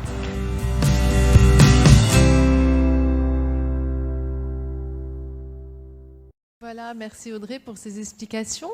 Et puis, je vais laisser la parole à Hubert pour conclure ce rendez-vous avant de vous annoncer le prochain rendez-vous qui aura lieu la semaine prochaine. Alors peut-être trois messages. Le premier, je l'ai dit dans l'émission, mais imitons la nature. C'est-à-dire que la nature, c'est le meilleur ingénieur qu'on ait sur la planète. Il expérimente depuis des millions d'années, des milliards d'années que la vie existe, pour trouver les meilleures solutions aux problèmes qui se posent aux vivants. On en fait partie. Donc la modernité du XXIe siècle, ce sera d'imiter la nature. Au XIXe et XXe, on a cru que la modernité, c'était s'éloigner de la nature. Là, on est en train de se rendre compte qu'il faut inverser un petit peu le logiciel.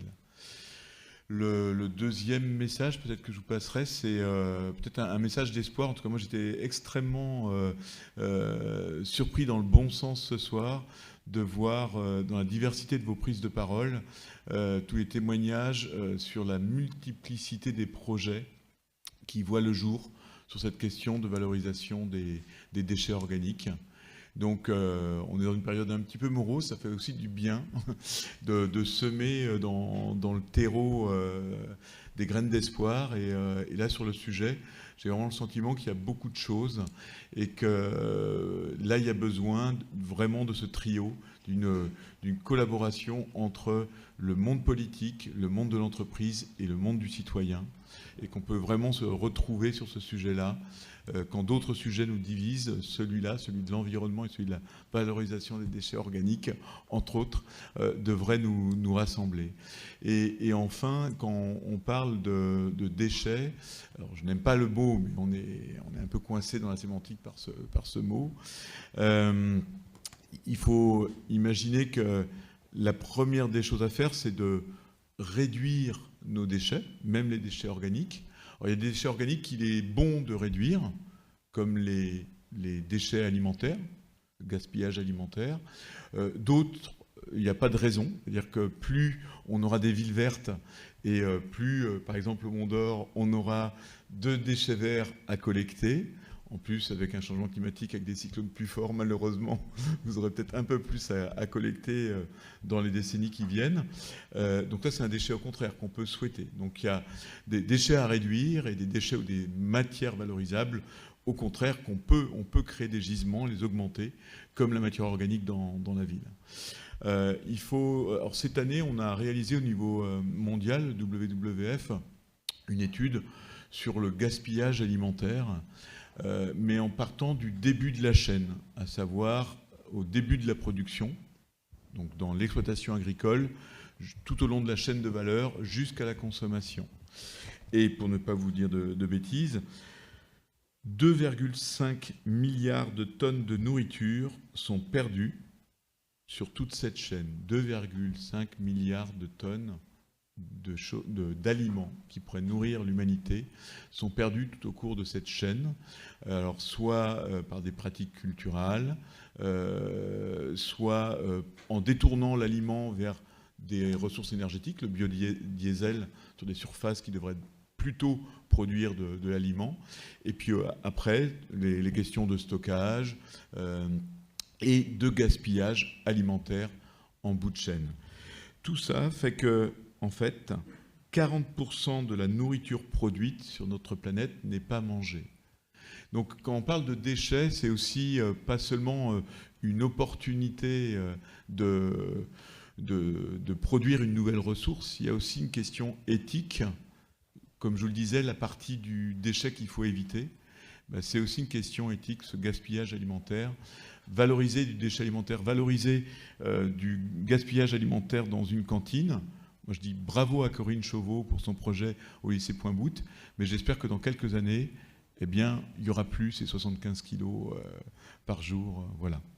Merci à vous, et puis tous ensemble, compostons. Merci Hubert. Tu viens de dire que la nature est le meilleur ingénieur de la planète, mais c'est aussi la meilleure école de commerce. Et ça me permet de faire la transition avec le thème de la semaine prochaine, qui sera celui de l'économie soutenable. Donc, je vous précise qu'il sera mercredi soir et non pas jeudi soir, comme on a l'habitude. Donc, c'est mercredi 24 à 18h. On parlera d'une économie gagnante pour l'homme et gagnante pour la nature. Ce sera le dernier ciné-débat de l'année, puisque celui du 9 décembre sur les réserves marines est reporté à la rentrée. Voilà, merci de votre présence et puis on espère vous revoir la semaine prochaine. Bonne soirée.